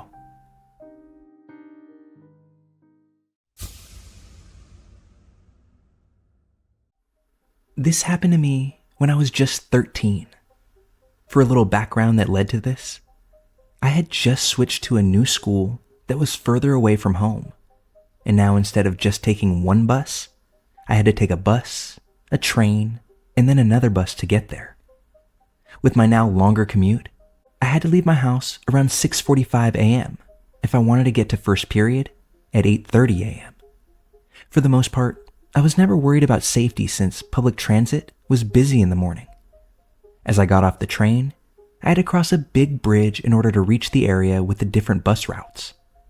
There were 3 major ones, but it didn't matter which one I got on, as they all passed the school before breaking off into separate directions. So one morning, as I was waiting for one of the buses to show up, this random construction worker, also waiting for a bus, started talking to me. He looked to be in his mid-30s. I didn't think much of it, as I was easy to have a conversation with. I started seeing him more frequently at the bus stop, and I began to find it a bit strange because he would always compliment me. He'd say I had a cool bag or a nice jacket at first, but he never said anything to explicitly raise any red flags. Things started to get weird pretty quickly though, and he would start complimenting me on my features, saying that I had pretty eyes or a cute smile. I was beginning to get a bit uncomfortable, but again, I brushed it off and chose to start avoiding him to the best of my abilities. I never thought too much of my own safety, as there were always people around, and I had a cell phone in case I had to call my parents or the police. I didn't see the guy for a few days, so I began to think I was in the clear and started to forget all about him. But that's when things really began to escalate. I was sitting by myself with my earbuds in when suddenly someone tapped my shoulder and sat down beside me. It was the guy, and now he's talking to me like we're old friends. I was really uncomfortable, did my best to try to dismiss him, and went to walk away to the other side of the bus area. But that's when he said something that really caught me off guard. He just casually turns to me like it's nothing and says, "What would you do if I tied you up and never let you go?" I was genuinely shocked. I got up from the bench and started walking away, but he too got up and started to follow behind me. That's when 2 buses pulled in. He of course followed me onto the bus that I chose, but I wasn't having any of that.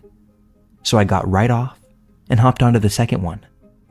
If he followed me on again, I was going to tell the bus driver I needed help. But thankfully, it didn't come to that. I was so damn confused. I went to school, and the first thing I did was tell my friends what happened. I really didn't understand the severity of the situation at first because not only was I 13 years old, but I'm a guy. I didn't think these things happened to guys. As I was telling the story, I was kind of downplaying it because nothing bad had actually happened in my eyes, and there were no real repercussions. Everyone gave me the same dumbfounded stare, as no one knew what to say. Then, one of the teachers overheard me, which I'm not surprised about. I was a loud kid. And in a look of shock, that teacher brought me to the principal's office. So I missed the entirety of first period that day, explaining what happened to the principal and to a police officer. They informed my parents, who at first were really confused on why I didn't mention anything about the weird guy before. I was driven to school the next few days until a police officer came over to talk to me and my parents. He said that they found the guy on the transit cameras and were able to track him down and talk to him. There wasn't too much the officer could do aside from telling him to stay away from me, since the guy technically didn't do anything illegal. The officer did tell me that they would be monitoring the train station around that time as well, and that if the guy ever approached or talked to me again, to call 911 directly. I saw the guy like 2 or 3 more times after, but he never spoke to me or even looked at me, which I'm truly thankful for. I'm just glad nothing major came from it. But this event definitely played a part in me being more aware in public from then on.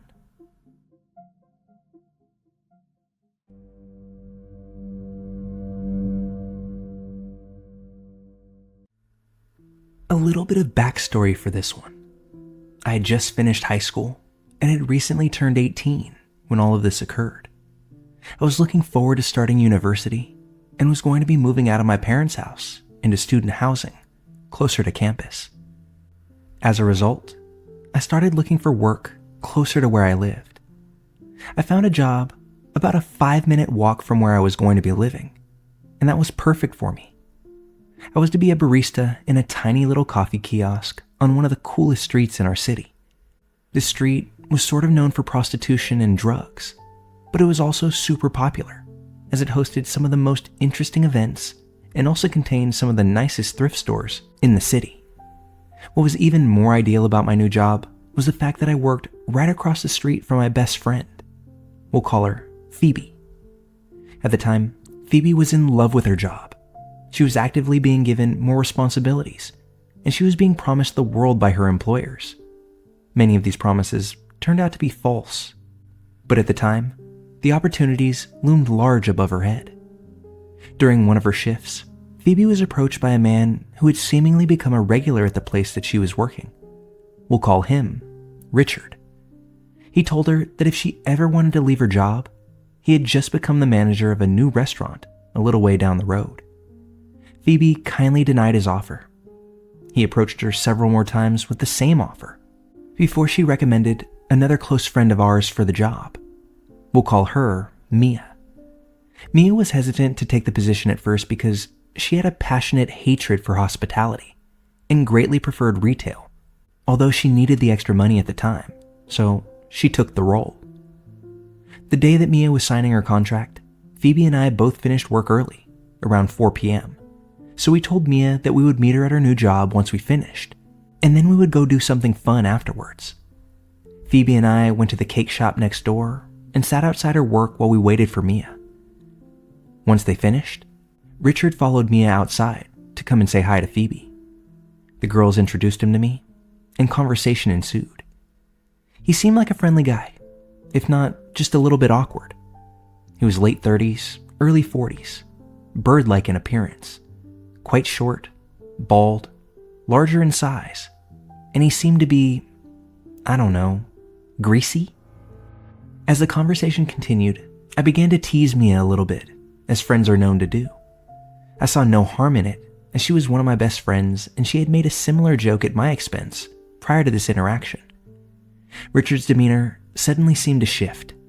He became somewhat catty in defense of Mia. He retorted back that if I was going to be mean to his staff, that he would bar me from every store on the street that we worked on. This seemed ridiculous, but he claimed to be friends with the security guard that worked on the street. I was actually friends with that man, and when I asked him about it, he told me that he had never heard of Richard before.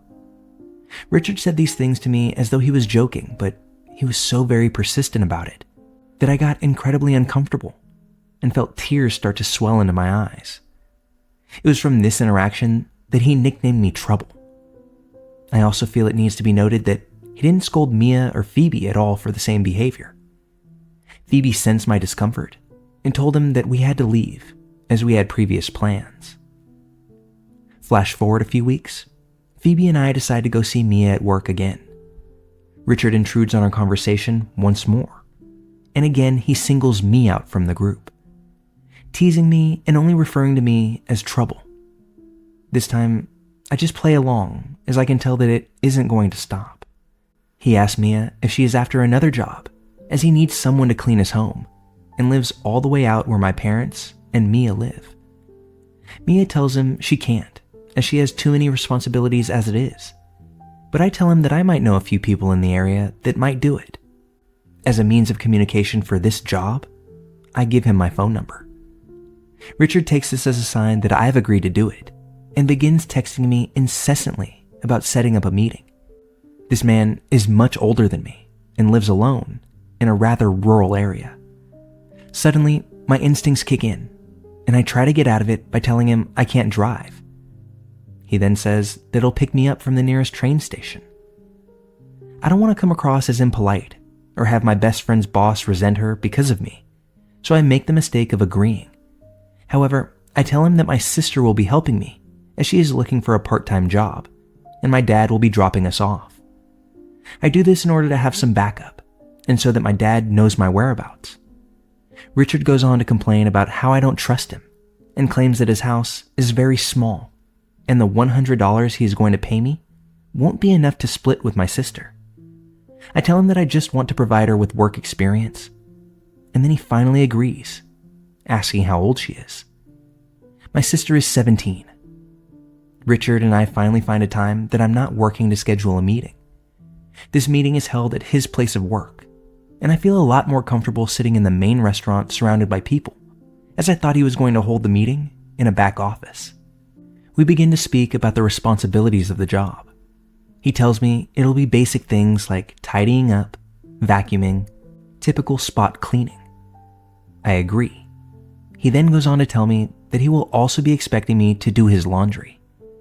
I think this is a bit odd, as he's only paying a small amount for what's quickly becoming a large job. He assures me his house is small and not that messy, but continuously claims that it just needs a woman's touch. I nod and ignore the fact that this grown man thinks that just because he's a man, it means he doesn't need to know how to maintain his own home. Now, this is where things start to get creepy. Near the end of the meeting, he asks me again how old my sister is, and when I say 17, his face visibly drops. He starts telling me about how he previously posted this ad on Craigslist, and this 60-year-old woman replied offering to do it in her lingerie. He tells me how he didn't even ask for that in the ad, but she offered, and he was put off completely. He then proceeds to tell me that he would be willing to pay more to someone between the ages of 18 and 30 if they were willing to do that, but he would never request it because he wasn't a pervert. I call bullshit on that and tell him then and there that the meeting is done and I have to go meet Phoebe. He asked me if he made me uncomfortable. Well, yes, you did. But I just say no, and that I'll get back to him. This strange man who I've only met 3 times then attempts to hug me, but I ignore the gesture completely and awkwardly wave goodbye from less than 3 feet away. I hoof it down the street to Phoebe's work and tell her the entire story. She tells me I can't do it, and I tell her I know, but I don't know how to tell him that without risking my own safety or Mia's job. Fortunately, Richard gives me the perfect out. He texts me later that afternoon, telling me he hopes that I'm okay with cats because he has a small one. I see this as the perfect opportunity and lie to him, telling him that my sister and I are both deathly allergic to cats, and neither of us will be open to doing the job. Richard accepts this reasoning after a little persuasion, and I think I'm finally done with him. But unfortunately, that's not the case. Richard proceeded to text me every day, asking if I was mad at him, or if he made me uncomfortable, asking me how my day was, things like that. Just behaving like a middle schooler in a new relationship, basically. The more I ignored him, the more he texted. I finally blocked him in March of that year. This whole escapade had begun about 4 or 5 months prior to this. The blocking still didn't stop him though. Mia informed me that Richard was no longer going to be working there, as he had to go for surgery, and we wouldn't have to see him anymore. See, Richard hadn't only been harassing me, but both Mia and Phoebe too, just to a lesser extent. One Saturday morning while I was working, setting up at around 7:45 a.m., Richard showed up at my work. The security divider was still down as we were closed, so he came and stood in the doorway, which was the only exit I had available to me at the time. He started asking me why I was ignoring him and telling me about his surgery. I told him he wasn't allowed to stand there as it was a fire exit, but he didn't budge. Fortunately, my boss showed up shortly afterwards and told Richard he was going to phone security if he didn't move. I'm sure my boss recognized the sheer look of fear on my face. This man was usually an ass on most days, but holy shit was I grateful for him that morning. Roughly a month after that experience, I thought Richard was gone from my life. I was living in my brand new apartment. Mia was around all the time and loved her job without Richard being there. Things were going well for us. One morning, after a night of drinking, me and the flatmates became a bit peckish. I decided to order us some greasy food on a food delivery app. When, lo and behold, it is none other than Richard that's our delivery driver. I turn to my boyfriend at the time and tell him he has to go collect the food. He doesn't understand, but Mia assures him that it's important. He agrees and heads out to collect it. Richard is not driving the vehicle that he claims to be driving on the app, and at first we're a bit confused, as the number plate is also different. Mia and I watch from my boyfriend's bedroom window, and the interaction takes much longer than expected. He eventually comes back in, and we ask him what took so long. He tells us that Richard refused to give him the food until he could prove that he was indeed my boyfriend. Richard had recognized my name from the app, and now he knew where we lived. Mia and I tell my flatmates the story of what happened, and we all agree it's a good idea to go to my RA. The resident advisor reports it to upper management, and they say they can't really do anything about it, but if Richard comes back again, to call their security. A few months go by, and there are no Richard sightings until I order from the same app once more. Yet again, Richard is our driver. And yet again, in a different car. Just like last time, I send my boyfriend to go and get the food. I report the incident to my RA and the food delivery app itself.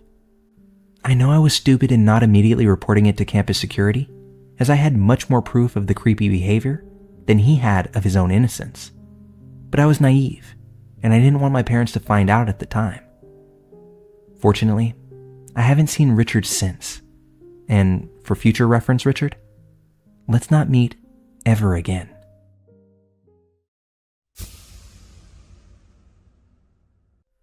This story takes place back in 1991 in the Southeast United States.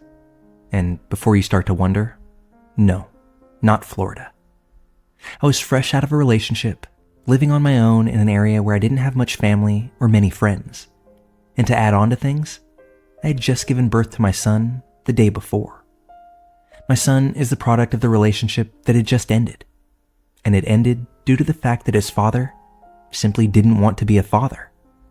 A little late for that in my book, but I wasn't going to force anyone to do anything they didn't want to do. I'd figure out how to make it on my own. So there I was in the hospital, recovering after giving birth, and also after losing a fair amount of blood in the process. In case there are any questions about this, childbirth isn't always smooth and easy. In fact, it's really not either one of those things in most situations. I was resting, but remember getting up and moving around a little bit that day, so I couldn't have been too dopey. My son was sleeping in his bassinet next to my bed peacefully. We were both trying to nap when a nurse that I hadn't seen before in my 2 days at the hospital quietly came into my room and, without acknowledging me one bit, grabbed a hold of one end of the bassinet and slowly started to pull it away. I jerked almost upright in my bed, grabbed the other end of the bassinet, and said, "What are you doing?" This must have startled this woman because, after a split second of awkward quiet, she said that she was taking him for his blood tests. Now, I happen to be a registered nurse, and I knew what sorts of things they do to newborns. Even more, I knew that my son had already had his full panel of tests done. I emphatically pointed to the Band-Aid on his heel and said, "He's already had his tests, so what tests are you talking about?" Again, a moment of pause before she muttered something about not being sure what kinds of tests, but that she was sure that some tests were needed.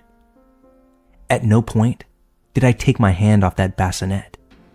I held fast because not only did I not like her answers, her entire presence and vibe had me on guard. I felt a heaviness and tenseness in this room that wasn't there at any point before she walked through the door. This woman wore a purple-pink set of scrubs, was white, likely in her early 40s, and had long burgundy or dark red painted nails that clung to my baby's resting place in a way that made me just as uneasy as her whole aura did. That's when I remember saying, rather forcefully actually, "Well, when you find out what tests he needs, you can let me know. Until then, you're not taking my son." She didn't respond with a single word, but she also didn't let go of his bassinet right away. We were locked in a staring contest for what felt like minutes, although I'm sure now that it was no more than 5 to 10 seconds. Finally, her hold of his bassinet relented, and just as quietly as she came into the room, she slunk out. And as she exited the room, that would be the last time that I saw her. I must have still been a little bit out of it, because once she left, I didn't think to use the call button to get another nurse or doctor to come by. I kind of just sunk back into rest mode. But when the time for my afternoon check-in came with the nurse that I was under the charge of, I asked her about the other lady that had come into my room. I described her as best as I could and asked what extra tests they needed to run on my baby boy. That's when my nurse's pleasant demeanor shifted to one more filled with concern.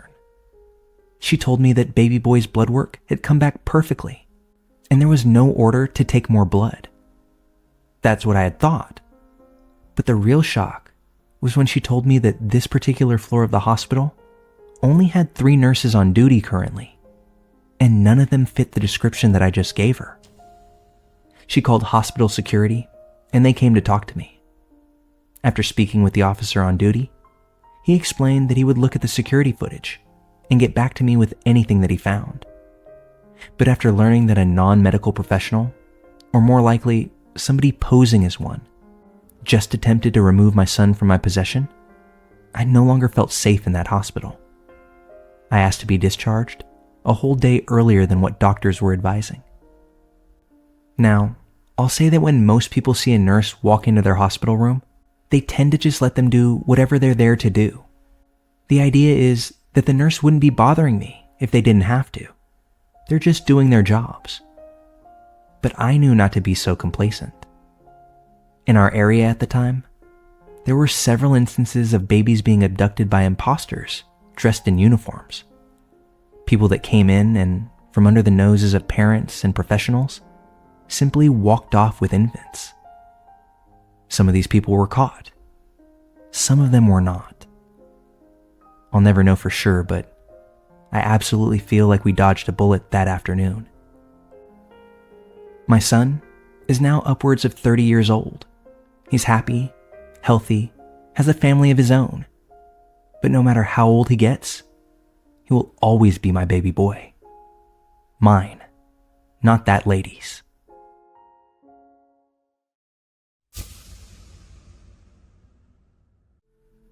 My story takes place in Fayetteville, North Carolina, near Fort Bragg, where I went to college 4 years ago. As anyone who is familiar with the area knows, Fayetteville has a large population of homeless vets near the base, also known locally as Fayette-Nam. I had just turned 20 years old and had moved out of the house for college over 2 hours away. I had previously worked at a nursing home for 2 years, so I have a special place in my heart for the struggling elderly. My roommate and I had moved into a little apartment near the college and bought a rinky-dink washer and dryer set, used.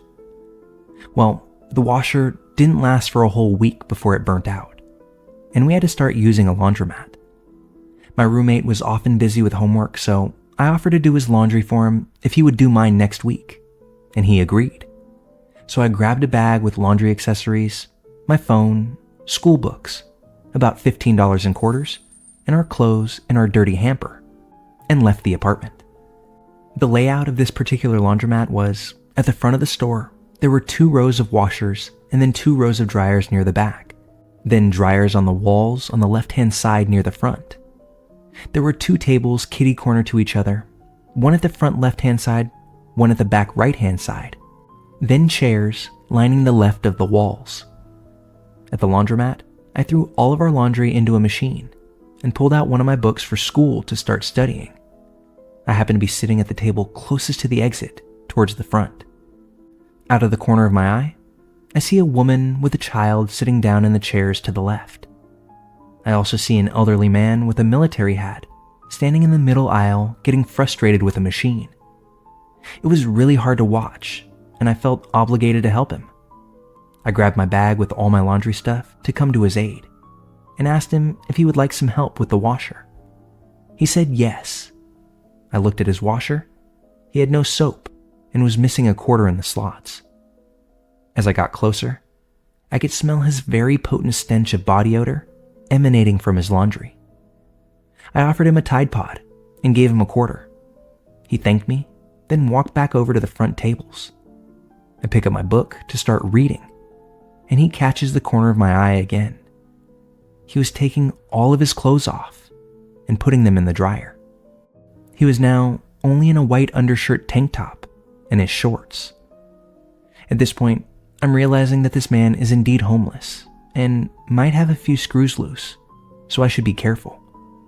I watch him walk to the other table near the back of the store, then walk towards my table with a big trash bag as he sits down on the other side of the table. I smile at him, and he smiles back, showing the fact that most of his teeth were missing and that his canines were heavily decayed. He starts to small talk with me until there was an awkward silence. I could tell that he was really lonely and wanted to talk, so, yet again, I feel bad for him and try to strike up a conversation.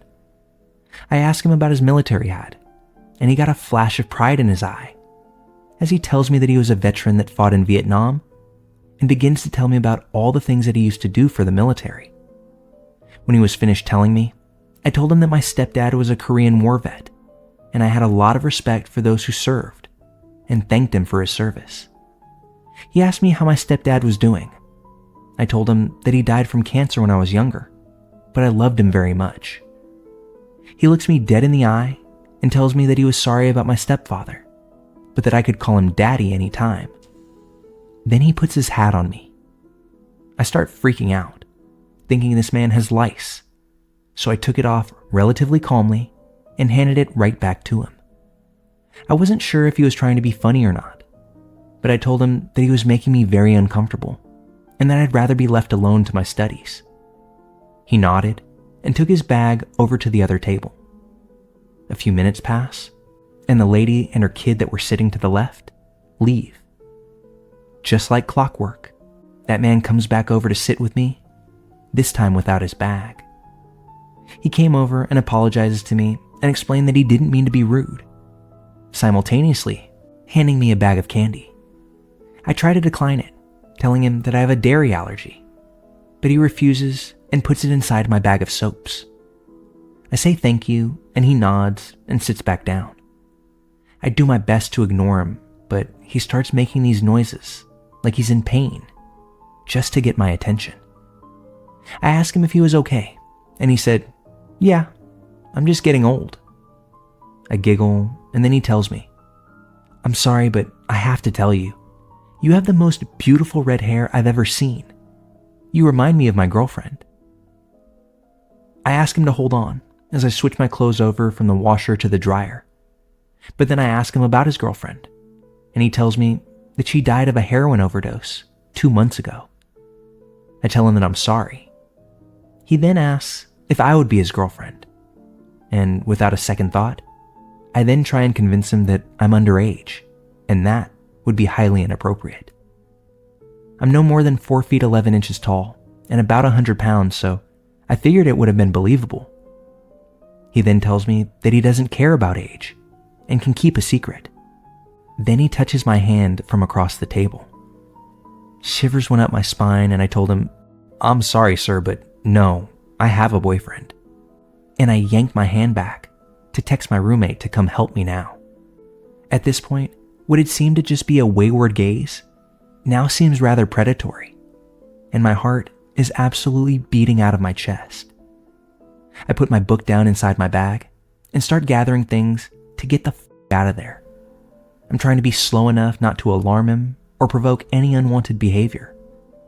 I was wearing a tank top and sweatpants at the time, and that's when he comments that he can see my cleavage, saying that I have nice tits, while then also moving on to explaining the things that he'd like to do to them. I stopped acknowledging him then, threw my bag into the bottom of the hamper, started walking to the dryer where my clothes were, still sopping wet, and started shoveling them as fast as I could into the hamper.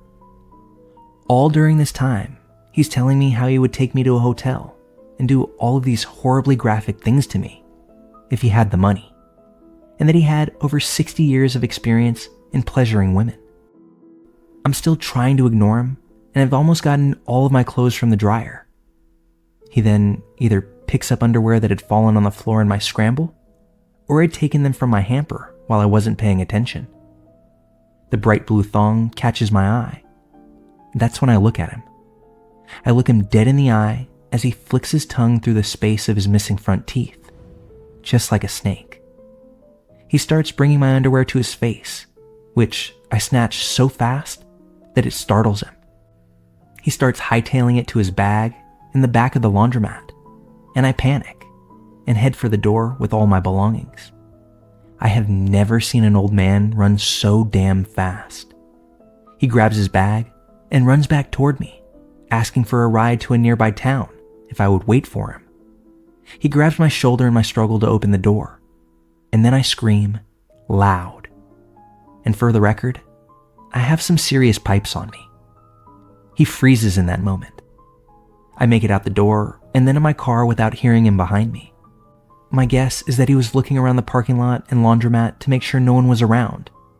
I'm not sure though, as I wasn't paying attention to him. I was just trying to get to my car. I threw my laundry in the back seat, and then he starts walking out towards my car. He arrives at it just as I was getting in and locking my doors, asking for a ride again, pulling on my door handles, both begging and crying. I slam my car in reverse and leave from the laundromat having a total panic attack. I get home and wake up my roommate and just start bawling my eyes out. I tell him everything that happened and made him promise that he would go with me next time. I'm not sure why I didn't just leave without the laundry, then come back with my roommate. I'm not sure why I did a lot of the things that led to this. I guess it's hard to have a clear head during stressful situations. All I know is that I'm so glad that I made it out. And dear Mr. Vietnam vet, while I thank you for your service, I sincerely hope that we never meet again.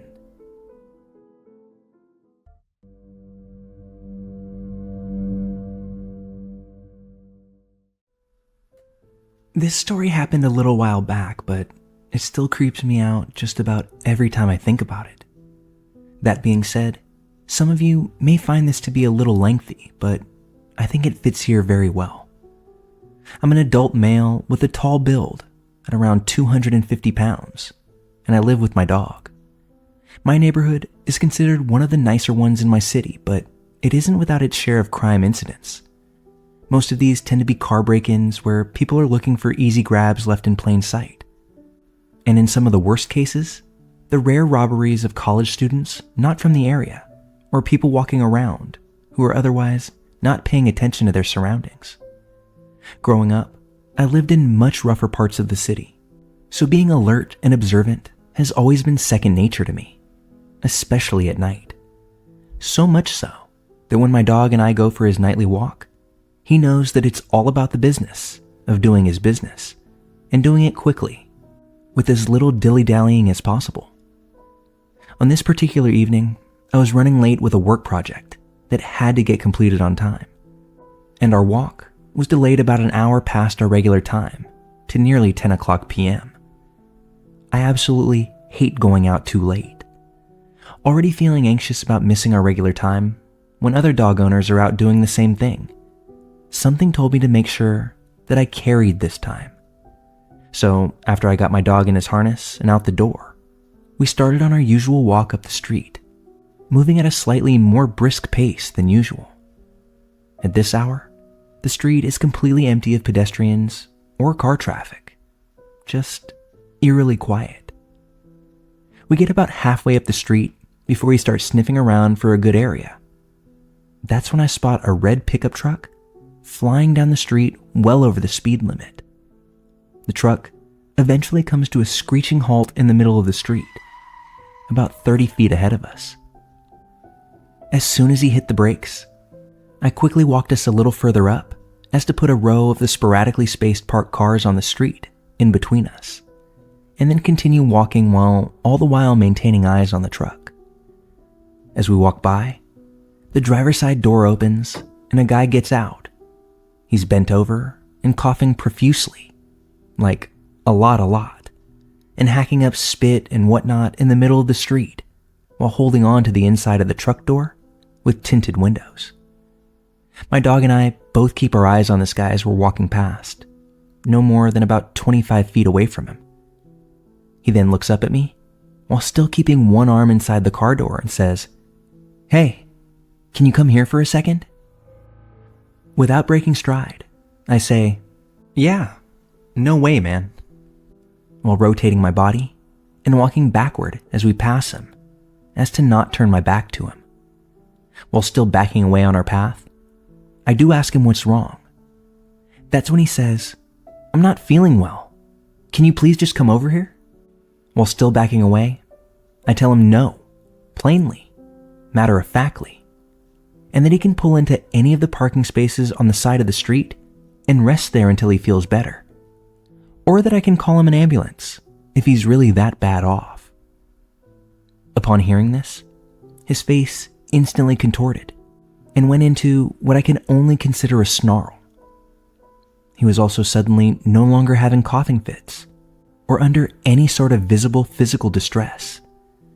Clearly pissed that I wouldn't cooperate, he then closes the door slightly, but so that it's still ajar, and his arm that was behind it is concealed behind his back now. That's when he starts towards us, saying, "Please come here, sir. I told you that I wasn't feeling well." I then clip my dog's leash to my belt and get parallel against the side of a large SUV parked on my side of the street, leaving what I would guess is about 10 to 15 feet between us. I also move my hand behind my back to my waistband and tell him that's close enough while standing my spot behind the vehicle. He then stares at me, and I can literally see him working the math in his head on what the chances are of me bluffing. Without a word, he turns around and heads back to the truck, but doesn't leave. He reaches inside with a concealed hand and holds for about 10 seconds before he looks back at me over his shoulder and stares for another 10 seconds, only to see that I'm staring right back at him. I haven't left my position next to the buffer vehicle, and I haven't turned my back to him. He says something to someone else in the passenger seat who's obscured by the tint, and then very quickly hops in, slams the door shut, and speeds off back up the street into the night. Upon later examination, I can only guess that dude was going to try to rob me, or something worse. But I think that both me and my dog played our parts to the T. If I could go back, I don't think there's anything that I would change, except for making a little bit more time earlier in the night to take my dog out. I encourage anybody and everybody, whether you live in the good part of town or the rougher spots, be aware of your surroundings and don't ever be that easy victim.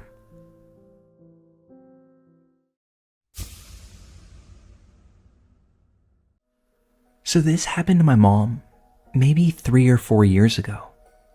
My mom is no longer with us. She passed away, but she was maybe 40 at the time of this happening. She was a very pretty woman, looked young for her age. She even had instances of total strangers proposing to her out of nowhere. Everyone seemed pretty much obsessed with her. And that being said, she was no stranger to dealing with creeps. So one day, she was at Woodman's, which, for those of you who don't know, is a grocery store chain here in the Midwest. It wasn't really in a bad area, but it was close to a bad area and was right off the freeway, so it could get kind of sketchy. She always told me that she didn't want me going there alone, especially at night. The times that I would accompany her to the grocery store at night, I was told not to leave her side, even though I was about 18 years old at the time and damn near my own adult. So anyway, this particular day, she was there during the afternoon, doing her grocery shopping alone. That's when she noticed a man in the same aisle as her. He was looking at her, and when she would turn to look at him, he would glance away and act as if he was looking at something on the shelves. Honestly, she didn't think much of it. As I mentioned, she's dealt with her fair share of creeps. So she grabbed what she needed from that aisle and moved on to another. But that's when she noticed him again. Same aisle as her, doing the same exact thing. This time, it kind of rubbed her the wrong way, but she went about her business and again moved on. But the man kept following her throughout the store. Now, it's worth mentioning that my mom was not one to be messed with. She was a very confrontational woman, never backed away from a fight, has beaten the shit out of men before, while also taking beatings from them. She even usually carried a weapon. Things of that nature. So as she's getting ready to check out, this man is still following her. Now she's pretty pissed off and didn't feel safe leaving, so she alerted an employee, and the checker went to go get the manager. That's when my mom took this opportunity to tell this guy right off, saying something like, "Can I help you?" And "What the f do you want anyway?" He replied back to her in a cold and calm manner, saying, "You look like the kind of girl who would look really good in someone's basement." At this point, she was not only mad, but absolutely terrified. I mean, who pulls that line out of nowhere anyway? The manager came up, and while my mom was telling them about the guy and what he had said, that's when the guy ran off. The police were called, and they were able to find the guy hanging out somewhere near the parking lot. But all they did was escort him off the property. That's all they could really do anyway. My mom was terrified that the guy was lurking somewhere waiting to see her get into her car before proceeding to follow her. She ended up calling me in tears, saying she was afraid, and if she was going to be followed or abducted, she wanted someone to know. So she and I stayed on the phone till she arrived home. Thankfully, safely. It took a lot to shake or scare my mom, but she had really good intuition. So for her to be as shaken as she was, this man had to be as creepy as they come. His comment to her only proved that further. In the end, she was okay, but I can't imagine what would have happened if she didn't tell someone, or if that man did end up waiting for her and following her home. We'll never have to know for sure, but even the thought of it still sends shivers down my spine.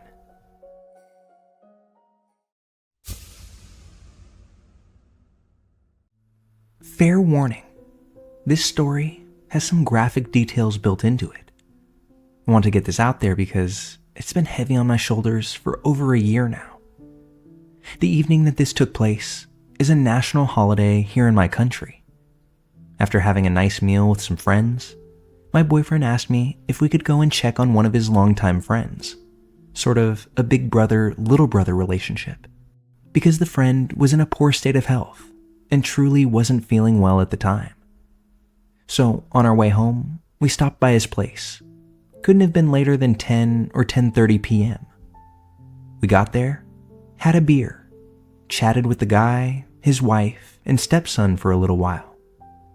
After 45 minutes or so, we were about to make our way home when we heard what we thought was a howling noise coming from in front of the friend's house. Although, in retrospect, it was much more guttural than a howl. Think more like a growl. The friend's stepson opened the door and asked what was going on, but before the young man even had a chance to finish his sentence, a man erupts through the now open door. This man is absolutely covered in blood. I mean, dark, black, dried blood, and so very much of it. I thought he had a dark skin tone since he was so supremely covered. It took me 30 seconds, although it felt more like 5 minutes, to realize the now hardened blood had come from gigantic slashes ingrained on this man's scalp and head, and wasn't indicative of a dark complexion. I must say, he looked and sounded exactly like a mort vivant, which is a French word for zombie. It literally translates into English as dead alive, and that's what he looked like to me, an embodiment of the Walking Dead. The guy had 3 deep gashes on his head. The biggest was from the middle of his forehead straight to the back of his head, 2 inches wide at the largest.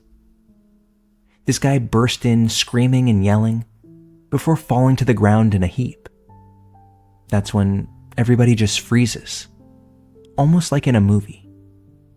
I think that both myself and my boyfriend snapped out of the haze at the exact same moment, because we sprang into action. We grabbed the guy, who appears to be in shock now, by the legs and arms and rush him out to our car. Once he's in the passenger seat, we get in and take off down the road.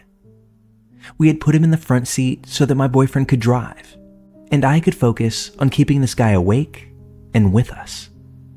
I can't really explain what was going through my mind, but I knew that if we weren't on our way to the hospital right away, there was no way this guy was going to make it. I called 911 the minute we got on the road, so that they could send an ambulance to meet us on our way to the hospital.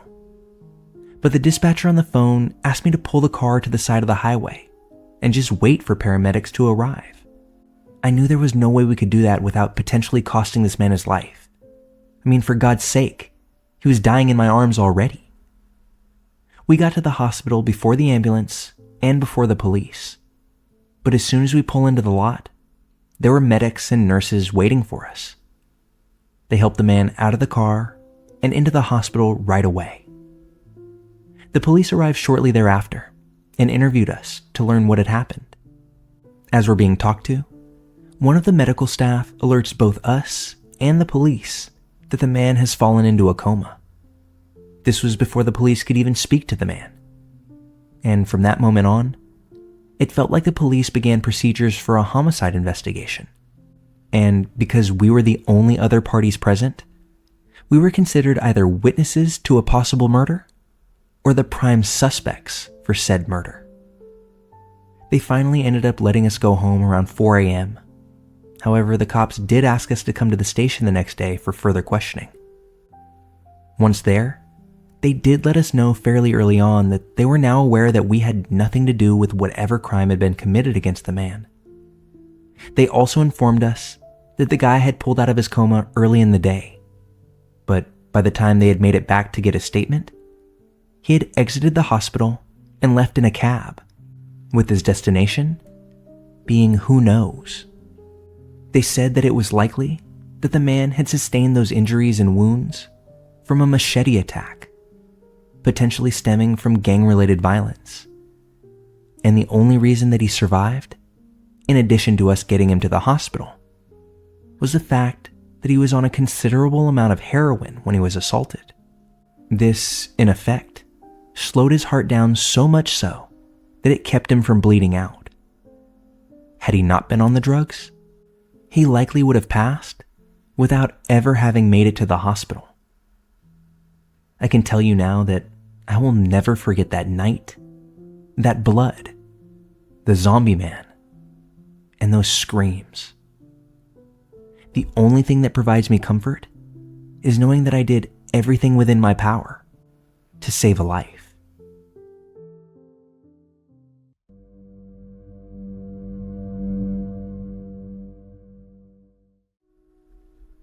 The events in this story happened between July 2012 and August 2013. I was a case manager at a housing center in northern Michigan. It was basically a homeless shelter, but with added programs to help people get back on their feet. In July 2012, I was working my shift like normal when a man named Dave came in for a place to stay. He looked like he was detoxing from drugs, and he wasn't the most pleasant person to be around.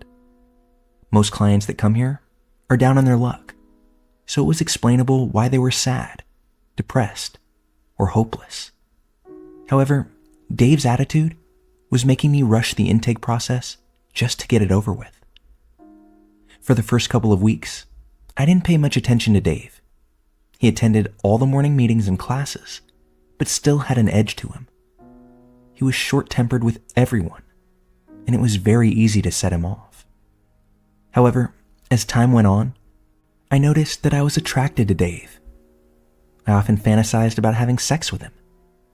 I would wear makeup and outfits that caught his attention, and he would give me genuine compliments. I was giddy about this. I was married already, so this was a big no-no. However, my desire was focused on Dave, and I didn't really want to be married anymore. Over time, Dave and I would sneak off to have sex and mess around while I was at work. Sometimes it was on the property, and sometimes not. Eventually, my husband found out about it, and I moved out. Dave and I continued our relationship, but had to keep it quiet. He came to stay with me at my new place, but I told him that he couldn't live with me. It was too soon. He had no money, and neither did I to help him get his own place. I suggested getting back into the shelter program because they would pay his rent for 2 years if he would just do what he had to do to get the funds. After some debating, Dave decided to return to the program. So again, we had to pretend that we didn't have feelings for each other. Looking back on it, we thought we had everyone fooled. But it turns out that most people knew something was going on between us, considering the way we would act around each other. Body language doesn't lie. Dave was able to get the funding he needed for his new apartment. He found a cute place downtown and moved right in. I was glad that he was out of the shelter. That way we could continue seeing each other. However, around this time, Dave began to change. He was always upset, depressed, overwhelmed, and climbing the walls. More than usual. The more time we spent together, the angrier he got about everything. Spending time with him was no longer enjoyable. It seemed more like a job, as if I was babysitting a child. I would try to stay home and get some space from him, but he constantly needed me there with him. He would treat me like but want me there with him all the time. It was like he couldn't be alone. When we had sex, it was like he wasn't even there anymore. We would do it because he said he had to get off, but there was absolutely no connection, no feeling, no love anymore. I wanted to break up with him, but I didn't know how to do it. He was very fragile mentally, and he said that he couldn't begin to take the hurt again.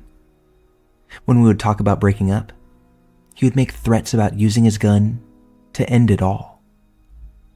On January 17th, 2012, I went to Dave's apartment after work.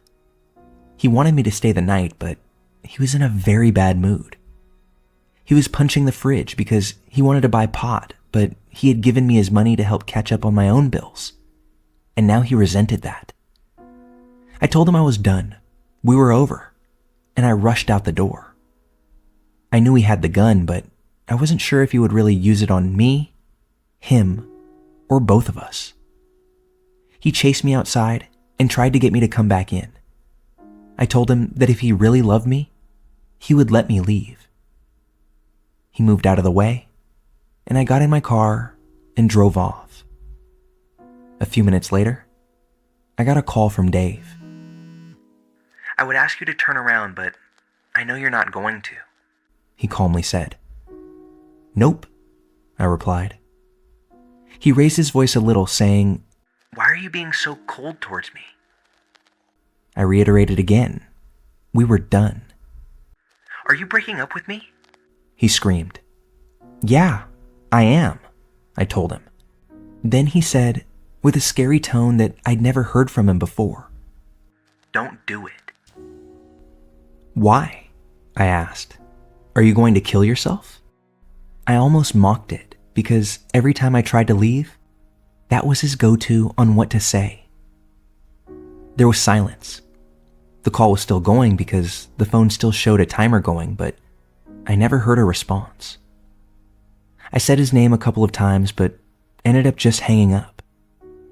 I figured he already hung up, or he was going to kill himself, and I didn't want to hear the gun go off. That was the last time I ever heard from Dave.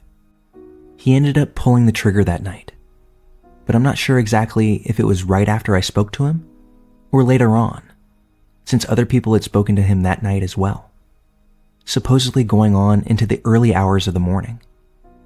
They said that he sounded so sad. He was on the phone with them, but they were doing all the talking. The police said that when they found him, he had been gone for a couple of days. I had to clean out his apartment and contact his family, whom I had never met and were spread across the United States. I sent his belongings to all of them. I learned a lot about Dave and his troubled life. Disturbing things I wish I had known before getting involved with him. In the same week as his unaliving, I also finalized my own divorce. It was a very dark time for me. I wanted to die. I was feeling tremendous guilt for all the things that I said and how I said them. I could have taken the gun away many times. It was stored at my house for a long time before he took it with him. I lost a lot of weight, had to get counseling, and I can honestly say that I had never felt so alone as I did then. I just wish that I could change things. For 3 years, it felt like it was my fault that he was gone. I might as well have been the one that pulled the trigger. At least that's what I thought. I was glad he had bolted his door because if I had found him, I'm sure I would have grabbed the gun and ended myself too. My therapist suggested that I write down my thoughts and feelings.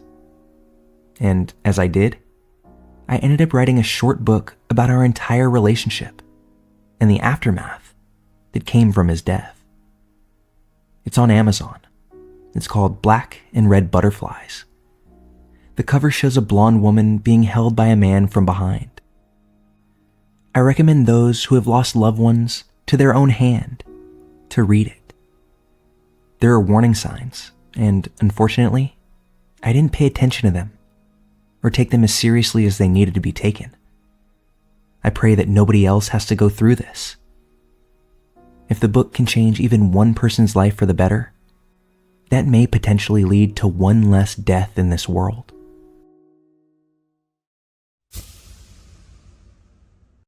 I graduated high school almost a year ago. I had really no urge to attend college or the military, and basically got stuck in my boring hometown for months, where I slowly became dependent on Xanax and booze. I knew that I was destined to repeat the cycle of white trash set before me by my parents and theirs before them. I knew I had to leave town, so I decided to sign up for a website you may have heard of called WWOOF.com. Worldwide Opportunities in Organic Farming. You pay a small fee, and they make available a directory of organic farming operations that will feed you and allow you to live with them in return for a certain amount of work around the farm. The place I decided to commit to was a Hare Krishna community in the deep south. I got there, and my car almost immediately broke down. It was a 30-year-old Chevy Blazer that I had bought on Craigslist for about $500. Later on, I was to find out that it was beyond repair at this point. The closest town to the farm was almost 20 miles away, so I essentially found myself stranded and surrounded by the most unbearable hipsters imaginable. To be more specific, I'd say about a third of the population of the community were either first or second generation Indian immigrants living near the temple for religious reasons. Another demographic were aging hippies, also there for spiritual purposes, but running the small-scale organic farm located on the property. Everyone else, however, self-absorbed, condescending, right out of college, but vapid as hipsters. I basically kept to myself, but occasionally was forced into conversations about vibrating crystals and their 3-year spiritual journey, no doubt being funded by their parents. I had been there for weeks and was desperate for a real conversation. And that's when Michael showed up. I had heard stories about Michael. A couple of days before I showed up, he had left to retrieve an impounded car in a large city about an hour away. Everyone said he was lazy, insane, and would spend hours up in his room doing yoga instead of coming down and working with the rest of us. He showed up late in the evening, going on about how he was going to really get involved with the farming and throw himself into Krishna consciousness. He was in his early 30s, looked as if he was a balding Hasidic Jewish man. His unwashed sideburns curled. He spoke like a stoner cartoon character. His sentences punctuated with and, or, and like, giving his utterly fried brain time to figure out what others wanted to hear. He reminded me of many of the friends I left back home. We became fast friends though, as he was the only person there who didn't give me the urge to bite my fingers off when he spoke. We were both originally from Texas, so we talked about the loony conservative teachers we had in high school, football, and of course drugs. Every now and then, he brought up subjects that really sort of threw me off. He wasn't able to get his car out of the impound garage, so he schemed the best way to break it out. These plans often involved firearms, pipe bombs, and even telepathy. He told me that he had come to the Hare Krishna temple to befriend some of the gurus and learn Reiki meditation, a form of meditation used to control the minds and bodies of other people. He told me he believed he had used Reiki once to seduce a woman at a party. This is when I understood his reputation. I simply nodded and occasionally laughed when he went off on these rants. I knew one day I would reach a saturation point for this absurdity, but I could probably endure a week more of it. A couple days later, we were eating lunch with one of the gurus. I was telling Michael about my trip to the giant field where the Branch Davidian used to be. He wasn't sure what the Branch Davidian was, so I explained to him about Waco, David Koresh, and the siege by the FBI and ATF that was botched and led to the death of 76 Davidians and 4 ATF agents. He was absolutely enraged. The government is always trying to silence people preaching the truth. That's so f***ed up. I wanted to explain to him that David Koresh was a sociopathic cult leader, interested in power and nothing else, but he wasn't having any of that. Now I was angry. He was having a tantrum about a subject that he had just learned of, and now he's telling me that I'm wrong and that Koresh was a martyr. This is when I truly saw the insane side of Michael. He was spitting, red as a beet, pacing back and forth. I left the table and got back to work, but nonetheless, he followed me. After half an hour of this absurd argument, I couldn't handle it any longer. I'm not having this conversation with a fucking loon, Michael. How can I expect logic from you? You came here to get superpowers. The look in his eyes changed from anger to hatred. He got real still before trying to come at me. Michael was a big guy, much bigger than me. He lunged and I ran. As I ran, I went through my pocket praying I had grabbed my knife before I left my cabin. I know it sounds ridiculous, but you don't walk my old neighborhood without some sort of protection. Plus, it was a pretty useful tool on the farm. Luckily, I had grabbed it and turned around, so he saw it in my hand. He stopped and contemplated for no more than 3 seconds before quickly turning around and finishing his lunch. The next day, I pulled the temple president aside and explained what had happened and that we needed to get rid of Michael. It didn't take much convincing. No one really cared for Michael, and he wasn't much help on the farm. I felt bad snitching on the guy. He was in a pretty desperate situation. He had no car, no money, and I can't imagine he had many friends to boot. The temple president also informed me that he had been an alcoholic for 10 years and had come here in part to get sober. I found it very strange that Michael had never told me this. Later that day, I saw through my window someone drive up and hand Michael several suitcases to pack what little he had. I saw them both drive off to God knows where. Weeks went by, and the whole encounter kind of faded from my memory.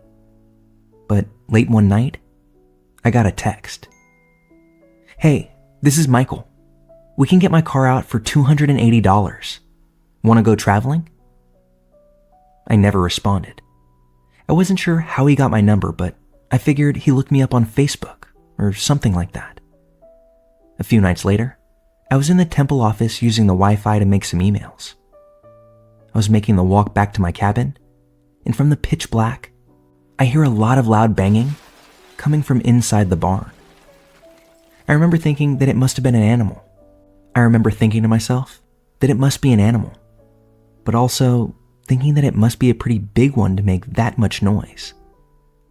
I entered my cabin. The actual door to the cabin doesn't have a lock, but my bedroom did, so that's the one that I used. I was pretty unsettled by the banging, but I figured my imagination was getting the best of me. Later that night, I woke up needing to take a piss. The cabin didn't have a bathroom, but we had a shared outhouse. I didn't feel like putting on shoes and walking around in the dark, so I figured I'd just piss in the sink. I know it's gross, but I'm the only one who uses that kitchen. I opened my bedroom door and nearly pissed myself right there. Michael, completely naked, was crouching in a corner of my kitchen, facing the wall. I made a noise that I wasn't even aware I could make, something you would only hear Shaggy make on Scooby-Doo. This noise alerted Michael to my entrance. All he did was glare at me and shake his whole body. I slammed my door and locked it immediately. I knew what he was trying to do. He was trying his best to pacify me with Reiki meditation, which obviously didn't work. I called 911. I didn't open my door or even approach it until I saw the red and blue lights outside my window. Of course, Michael wasn't there when they arrived. My guess is that he ran deep into the woods that surrounded the farm. I explained to the cops me and Michael's history and what happened that night. There wasn't much they could do since no one seemed to know anything about Michael. I didn't even know his last name. I had to leave the farm shortly after. Calling the police was really frowned upon since I believe many of the old hippies thought they were still avoiding the draft. I didn't mind leaving though. I couldn't sleep knowing Michael might be out in those woods, angrier than he was before. I stayed up almost 3 days straight while I waited for my friend to come pick me up. Soon, the farm, the hippies and hipsters, and Michael were all in the rear view, fading away with each mile I sped down the highway. This was a weird experience, I know. The parts that I don't know are why Michael came back once he was exiled, what he was doing in my cabin naked, and what the plan was when I inevitably was going to emerge from my room. Maybe I'm giving him too much credit by assuming there was a plan.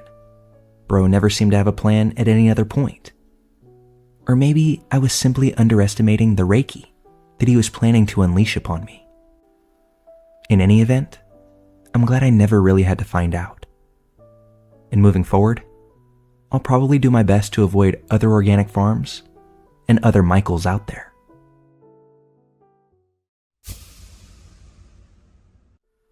This happened around 15 years ago, and nothing came of it, but it was so weird that I still think about it regularly. I was 16 years old at the time. It was early evening, so getting dark, but not yet pitch black, and I was walking home from the bus stop after hanging out with some friends. I had just turned from the main road onto my quiet street when I heard my name being called by a male voice.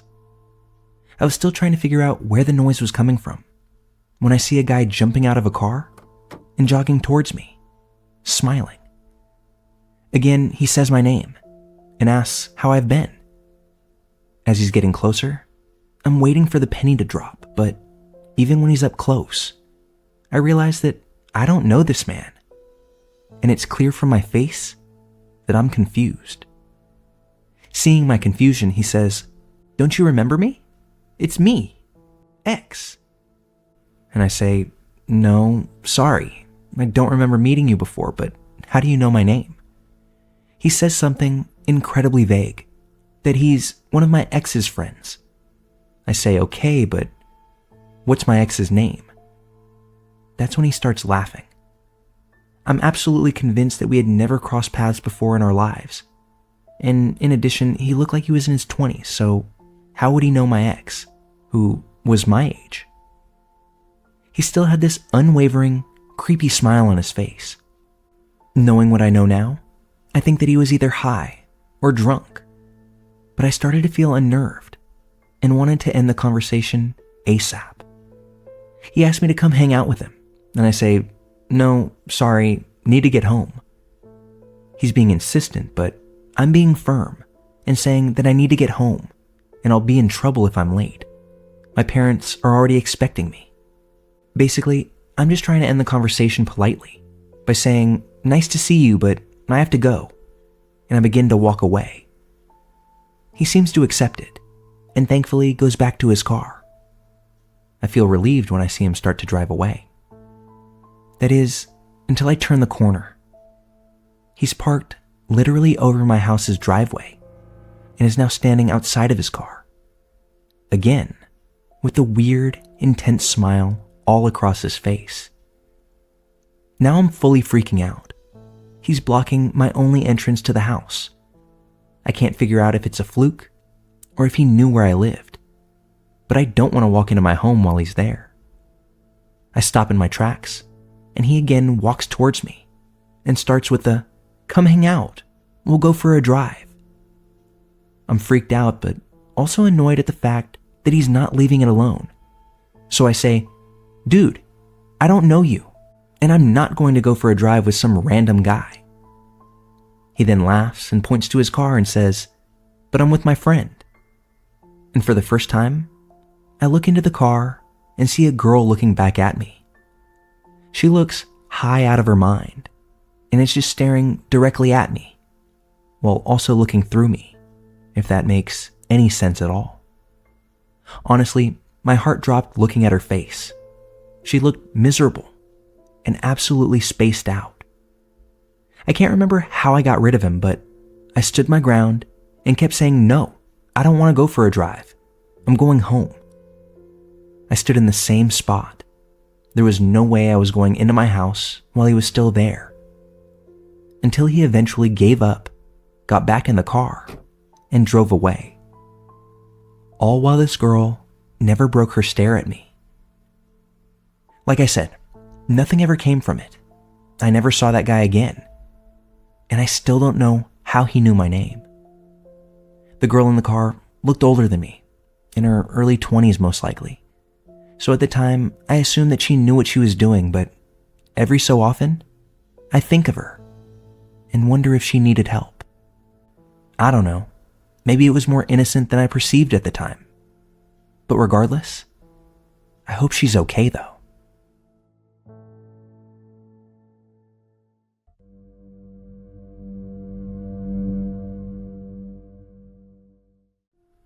I'm going to start this off by saying that I've never really been a Redditor, never used a sub before, so I apologize if this isn't formatted to what you're used to. But after reading some of the posts in here, I think this is most likely the place to put my story. I'm 34 years old, a woman, and unmarried, which means I occasionally get the pleasure of watching my niece and nephew while my sister and brother-in-law go on their bi-weekly date nights. This has been going on for the past 2 months or so. I previously didn't have much contact with my sister and her family for one reason or another, but in my efforts to become the cool aunt, I've been trying to get to know my niece and nephew just a little bit better. They are 8 and 11 respectively. My nephew has been into skateboarding lately, so I got him a new board for no other reason than that. He pestered me to take him to the skate park to try it out. I told him that I was down, but he had to stay within earshot of me. The reason behind this was because when I was growing up, the area that the skateboard park inhabited was really scummy. It's improved astronomically over the past decade, but what can I say? I have trust issues. I watched him like a hawk while he rode his new skateboard. My niece was sitting next to me playing with a naked-ass Barbie that I bought her. When I bought it for her, it was clothed, but at least she wasn't playing with an iPad. I was timing my nephew. I didn't really want to stay more than an hour, but when I saw how much fun he was having, I would periodically extend the time. As the sun was about to set, I went ahead and called him back over to me. My niece decided it was time to go to the bathroom. I, of course, not knowing how to be an adult around children, told her to wait until we got through 45 minutes of traffic, hit the freeway, and drove 8 more miles to my house. Before you even say it, my dumbass did the math and decided that it was wrong to make her wait. So I took her to the public restroom near the parking lot of the park. My nephew went into the men's room while I went ahead and took my niece into the ladies' room. The bathroom by itself is enough of a creepy encounter. Gang graffiti, satanic symbols, whole rolls of toilet paper casually sitting in the toilet bowl, along with cracked mirrors. Spoiler, she didn't have to go after seeing the bathroom. I still made her wash her hands as if she were rolling around in toxic waste though. As she and I exit the bathroom, I see my nephew shooting the shit with an older man. Yes, the literal embodiment of stranger danger. He had moved significantly away from the bathroom, and I had to do a light jog while dragging an 8-year-old by the hand. As I'm trotting with my 8-year-old luggage, I can clearly hear the man say, "Yeah, I remember your dad. We went to school together. Why don't you give me your number so we can all catch up?" First of all, I was a year ahead of my brother-in-law in school. I don't remember some creepy late 40s guy in either of our grades. Second, what? I couldn't have heard that right. I got between them and told him to get away from my nephew. I also told my nephew that it was time for us to go home and to head towards the car. The older man piped up and said that he was just talking to my nephew. I took this moment to impolitely tell him that if he went near either one of the kids in my care, his genitalia would be rolling around my purse near my lipstick. I know that sounds harsh, but I don't care. I actually think I underreacted. This man, I swear, actually had the audacity to ask me if I had a teen pregnancy for having kids that age. Then he also told me that I looked too pretty to have 2 kids. He then continued to ask me my name and how old I indeed was. I'm like, okay, you struck out with my nephew, so now you want to take a run at me? I got in my car and stayed put with the engine on to see if I could see what vehicle he was in so I could grab his license plate. After a few minutes, I just drove off because I just wanted to get my niece and my nephew away from the whole thing. I didn't want to frighten them. Through 4 years in the military and 6 years as a sheriff's deputy, I've learned that almost nobody can truly be trusted. The trauma that I've faced in my own lifetime was enough to make me resilient. But hell, I still carry decoy money in my wallet and keep the rest in my bra. I also carry a pistol, and there's almost always a knife tucked on my belt. I told my sister and brother-in-law about the guy, and they filed a police report. In my own opinion, the report didn't seem very thorough. They also said that they would have a talk with my nephew, which I offered to be there for, but apparently my views cannot be articulated correctly for a child, which I guess I understand. Anyway, crisis avoided. I just hope this guy is looked into and something gets done, at least an investigation. At this point though, I can only hold out hope. I just can't really think of a situation where a 55-year-old man would need to ask an 11-year-old for their number. But hey, maybe I'm just old-fashioned like that.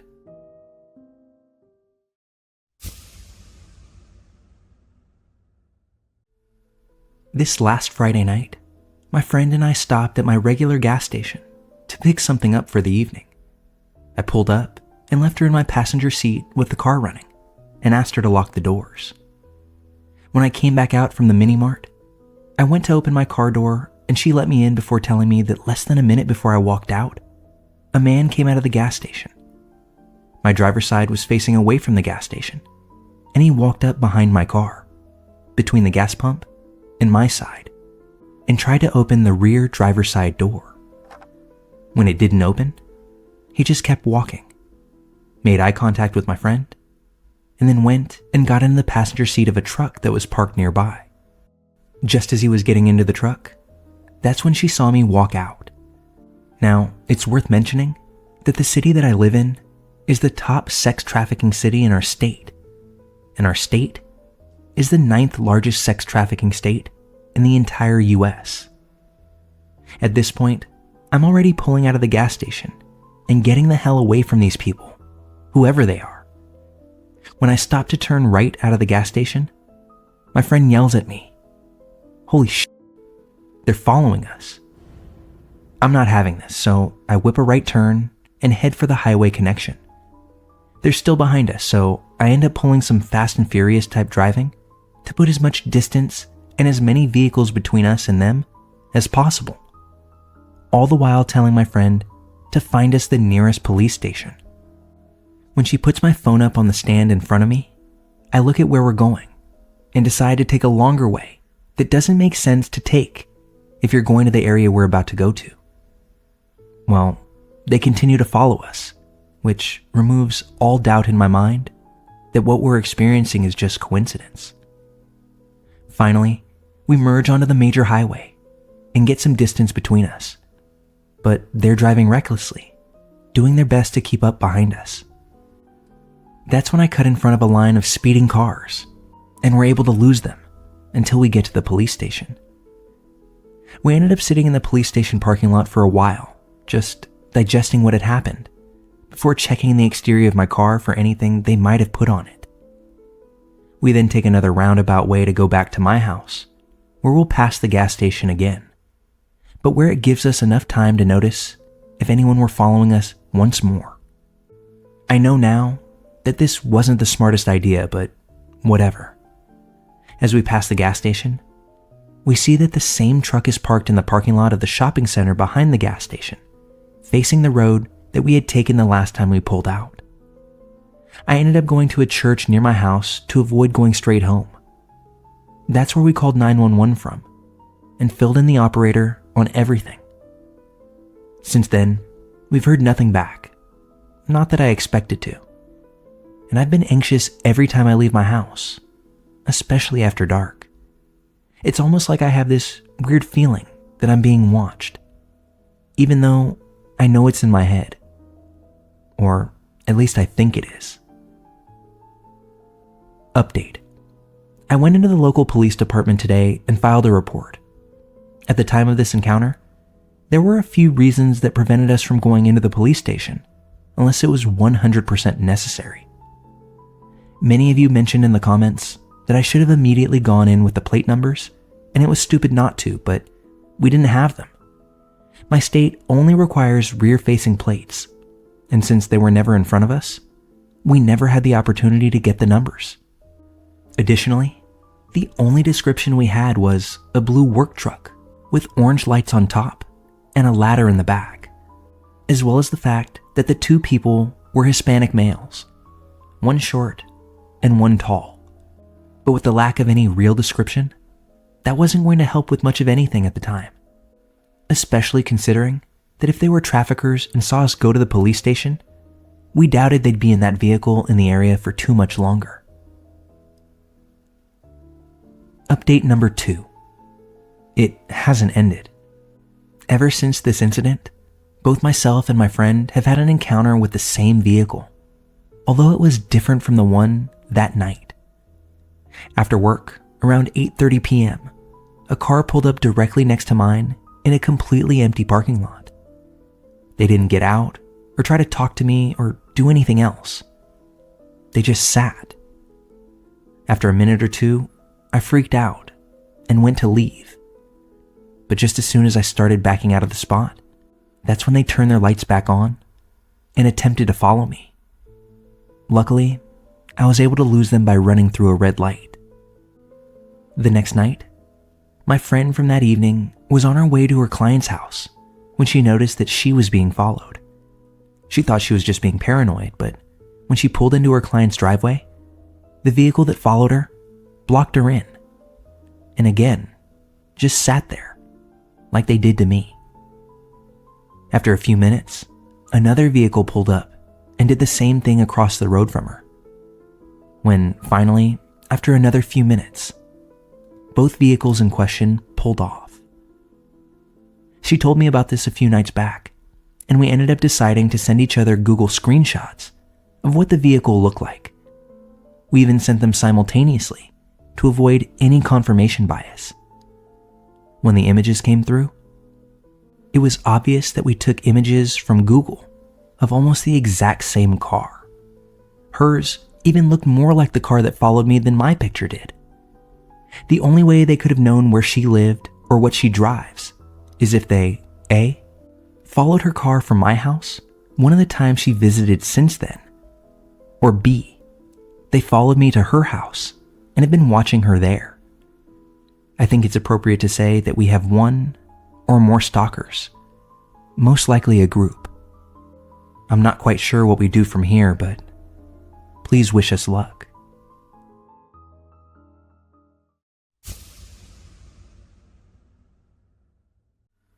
Before I begin this story, I just want to say that I live in a big college town, so posting or responding to Craigslist ads looking for roommates is completely normal around these parts. This story takes place a few years back, but I remember it being a Thursday night. My best friend Katie was looking for a roommate as she lived with her mom and wanted to move out as soon as possible. She posted an ad on Craigslist looking for a one-bedroom or a room for rent with roommates. A guy who was about her age, around 22, texted her telling her that he and his girlfriend were about to have a room for rent in their townhouse, as their other roommate was moving out. Excited and surprised at the affordability, Katie agreed to meet him and check the place out. Since she's not exactly an idiot, she brought our good friend Damon with her. They met this guy and the neighbors, and Katie decided that she really liked him and the place, but needed to get another opinion. Later that same evening, Katie called me and asked if I wanted to head over there to meet this guy. She told me how cool he was and how much we all have in common. I agreed. I texted my boyfriend, who was at work at the time, to let him know where I'd be just in case. We arrive at the apartment, and I'm instantly drawn to this guy. He had a great energy about him and was overall very sweet. His girlfriend worked across the street and came over for a few minutes while on her break. She was also pretty sweet, and I recognized her as one of my friend's sisters. She went back to work, and we continued talking and laughing with the guy and his neighbors.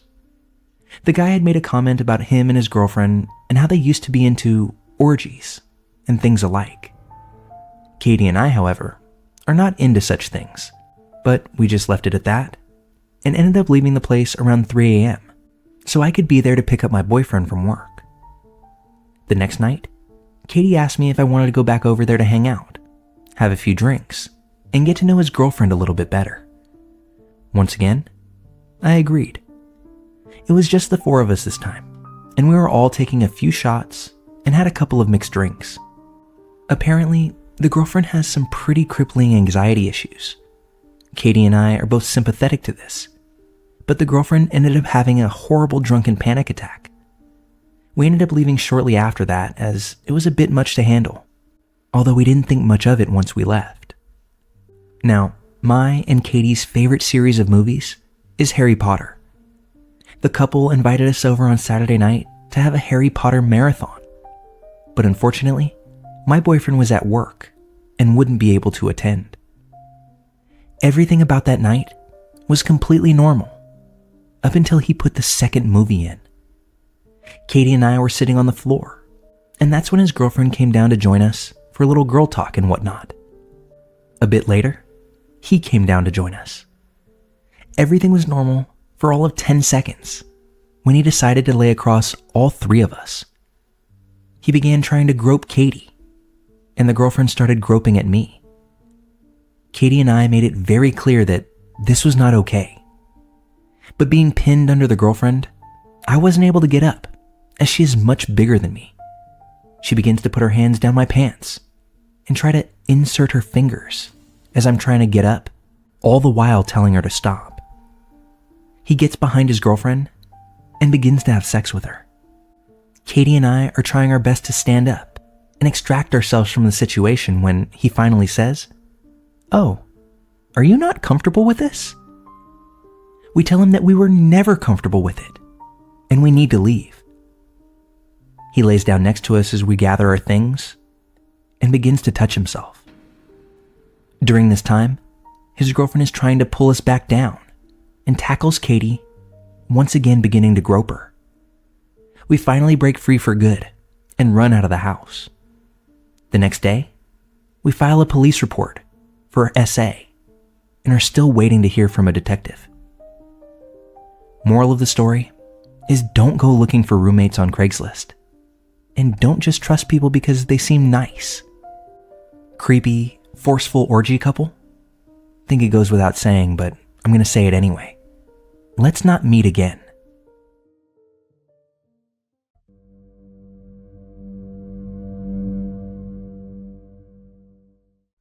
My name is Julie, and this is my story. My fiance and I threw a dinner party one time to celebrate his mom completing chemo. I hired a caterer, as we were expecting 25 friends and family or so, and it was more than the kitchenette of our single-story ranch-style house could handle. We'd also only just moved in, so I didn't have a lot of the cooking staples. The caterer said he'd bring everything 75% done, but would need to finish off some dishes in our kitchen.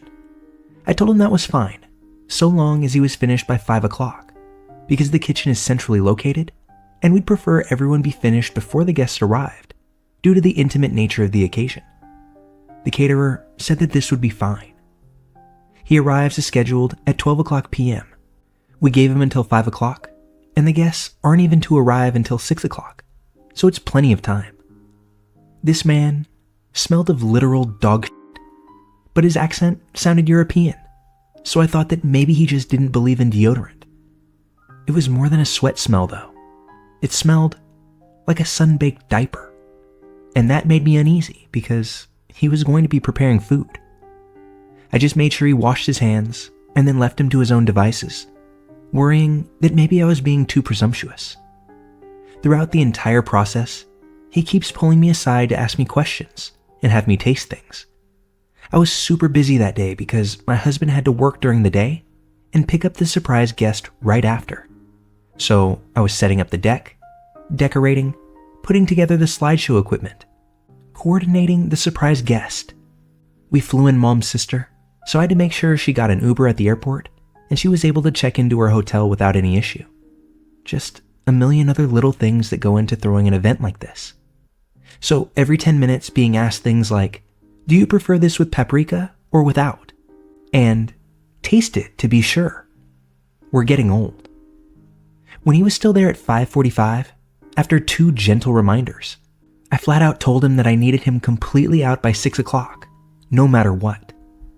He apologized and said there had been a delay because our oven wouldn't stay up to temperature.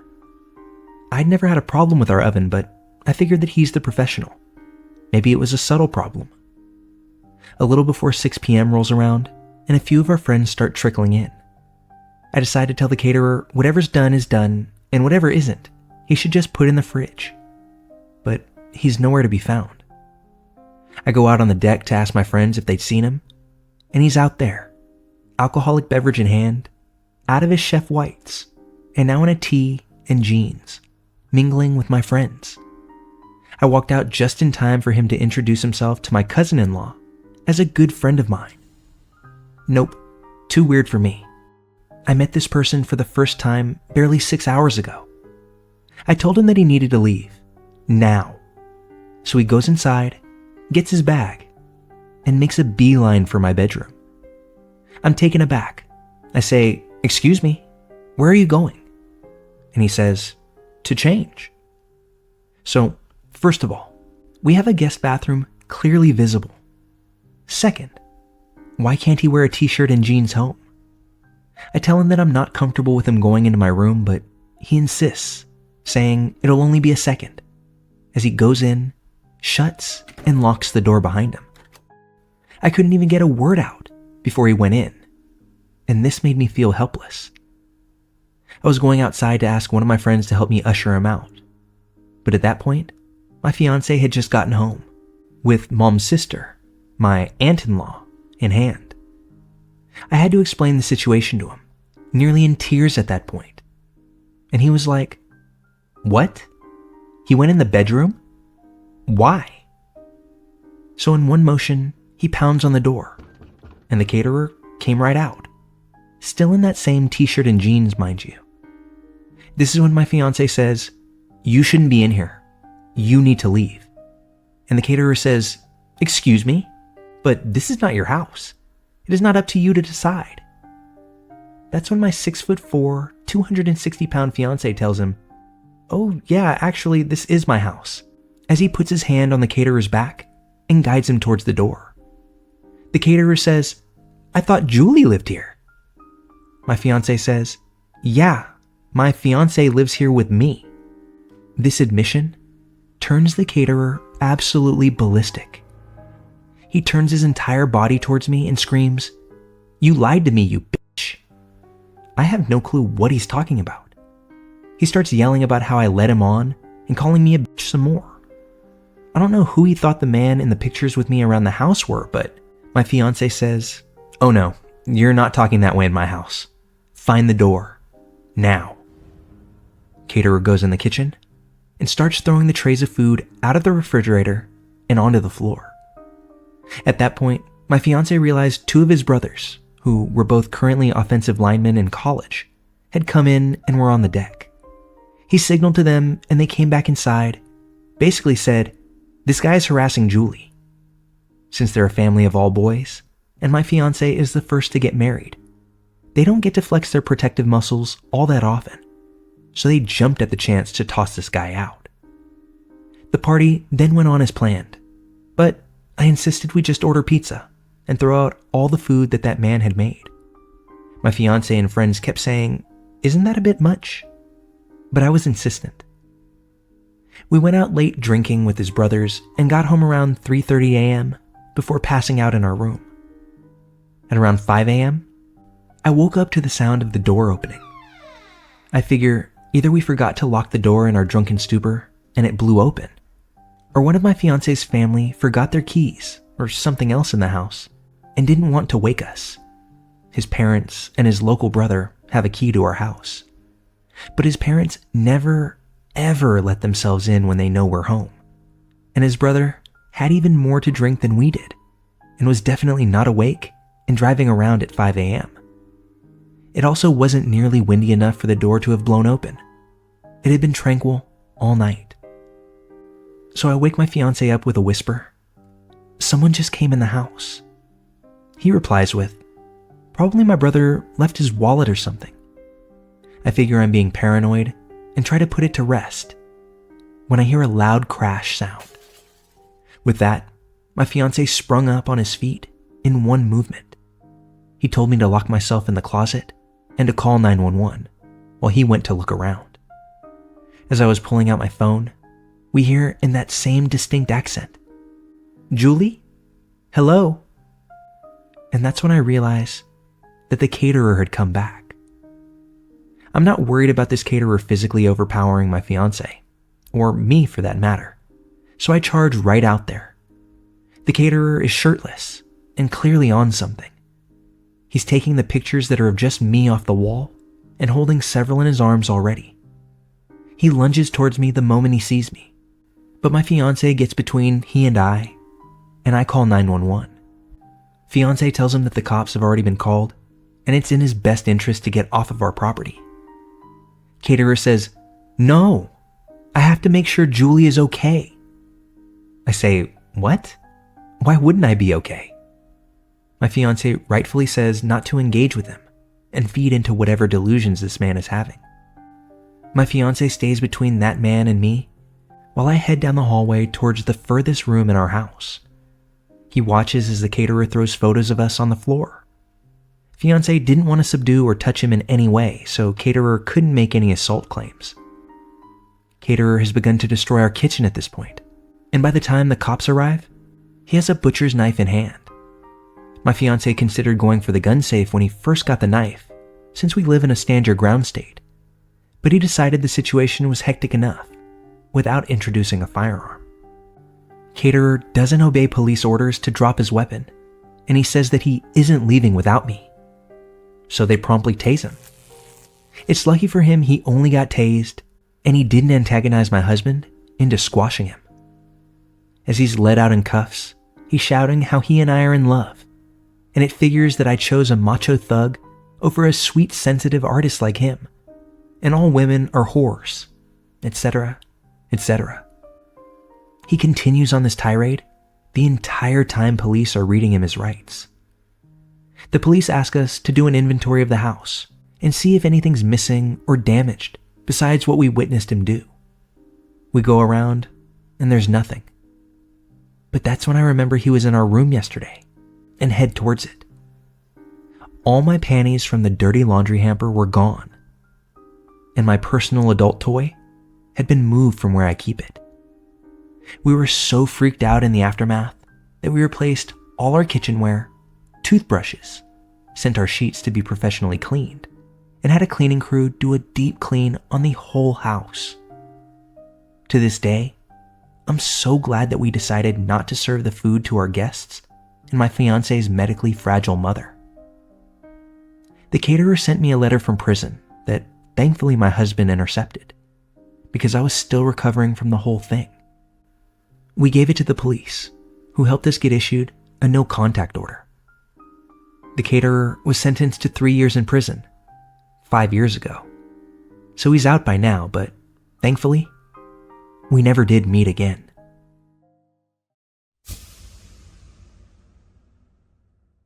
This happened to me about a decade ago, when I was 19.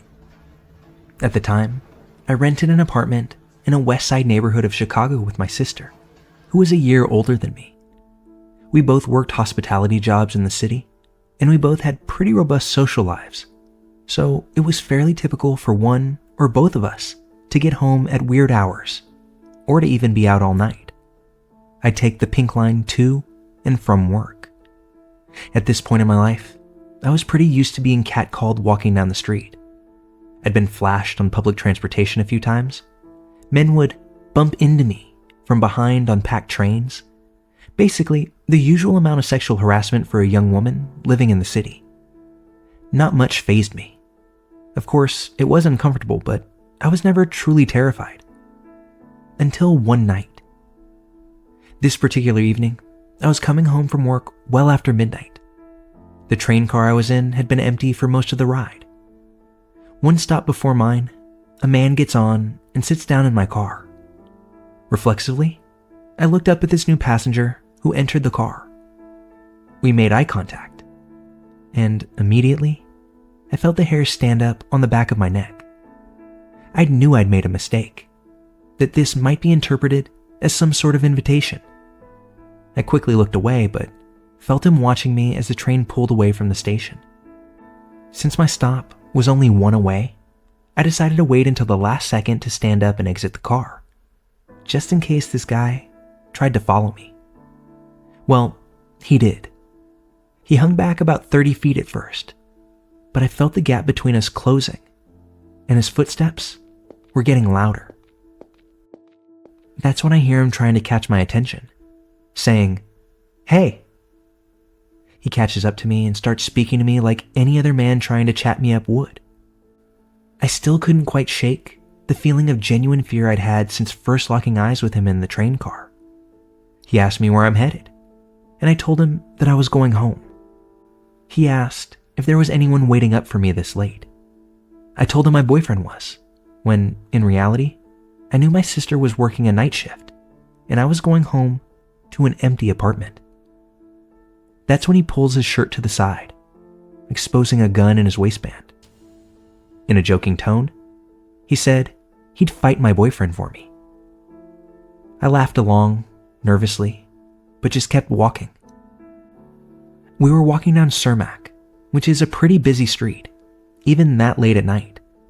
I knew I couldn't let him follow me to my apartment, so when I came to the cross street where I should have turned, I just kept going straight. Eventually, I had walked far enough that I passed the stop where he had originally got on the train. He walked alongside me for a while, then dropped back and followed me for a while more, before eventually stopping. I thought I would be relieved once I'd shaken him, but as soon as I couldn't see him anymore, my fear only heightened. I still had to double back to my apartment somehow, and the trains had stopped running at 2 a.m. I figured that he knew I'd walked too far and would have to turn around. So I thought it was possible he was posted up somewhere on Cermak, just waiting for me. I turned off and walked a few blocks north, and then started my 1-mile walk back west toward my apartment. The walk back was particularly excruciating. Since I was now off the main road, it was much darker, and there was absolutely nobody around. I kept telling myself I had to get home safe for my sister, because she'd never be able to live with herself if something happened to me. I just kept putting one foot in front of the other, and when I finally made it into my apartment and locked the door behind me, I collapsed on the couch in what was then an unexpected puddle of tears. 10 years moved on from that, and I've never felt fear again like I did that night. And moreover, I never told my sister about my terrifying encounter, lest I make her worry that much more about her baby sister.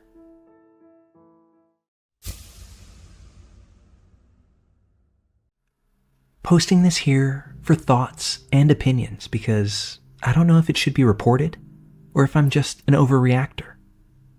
My husband was at a busy market for a work event. After several hours of glad-handing clients and schmoozing, he went to the restroom. As he walks in, he notices a man that looks as if he's about to exit the bathroom. But as my husband walks by, the man reaches out and touches him as he passed. My husband thought maybe he was reaching for a paper towel or something, and thought nothing of it. Now, the layout of this bathroom, there are some sinks right when you walk in, then a wall, followed by the urinals. So my husband goes to the urinal, takes care of business, and when he finishes up and turns around, he sees this man standing only about 3 feet behind him, crouched down and shaking his head up and down, as if in an "oh yeah" motion. My husband is like, "What the f***, man?" and attempts to push past him, at which point this man grabs my husband's arm and calmly, yet crazily says, "I could definitely take you." My husband shakes his arm loose and washes his hands, keeping his eyes trained on the guy in the mirror. I've already told my husband this is the one time that maybe hand washing wasn't necessary. As he's drying his hands off, the man comes up again, grabs his bicep, and says, "You're built well and all, but I definitely think I could take you." At this point, my husband has had enough and looks right at the guy before saying, "Do we need to find the f*** out?" At which point, this man backed off and my husband was able to exit the bathroom. This scenario has left me thinking for several days now, and I just can't shake it. My husband even admitted that this was the strangest thing that's ever happened to him, and he was actually kind of shaken up about it. I told him the next day that he should have reported it. My main thoughts being, what if that man had assaulted someone else? What if it was our teenage son that went in there? Or someone else's younger child? What if someone was assaulted later in the day by that man, and you could help to identify him? My husband thinks that I'm overreacting. I told him that the fact that the man watched him peeing and actually made a face and a yeah sound was already too far.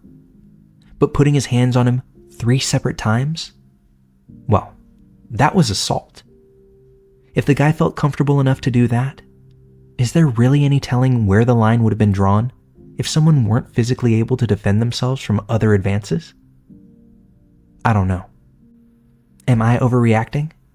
Or do you think you should tell somebody about this bizarre interaction?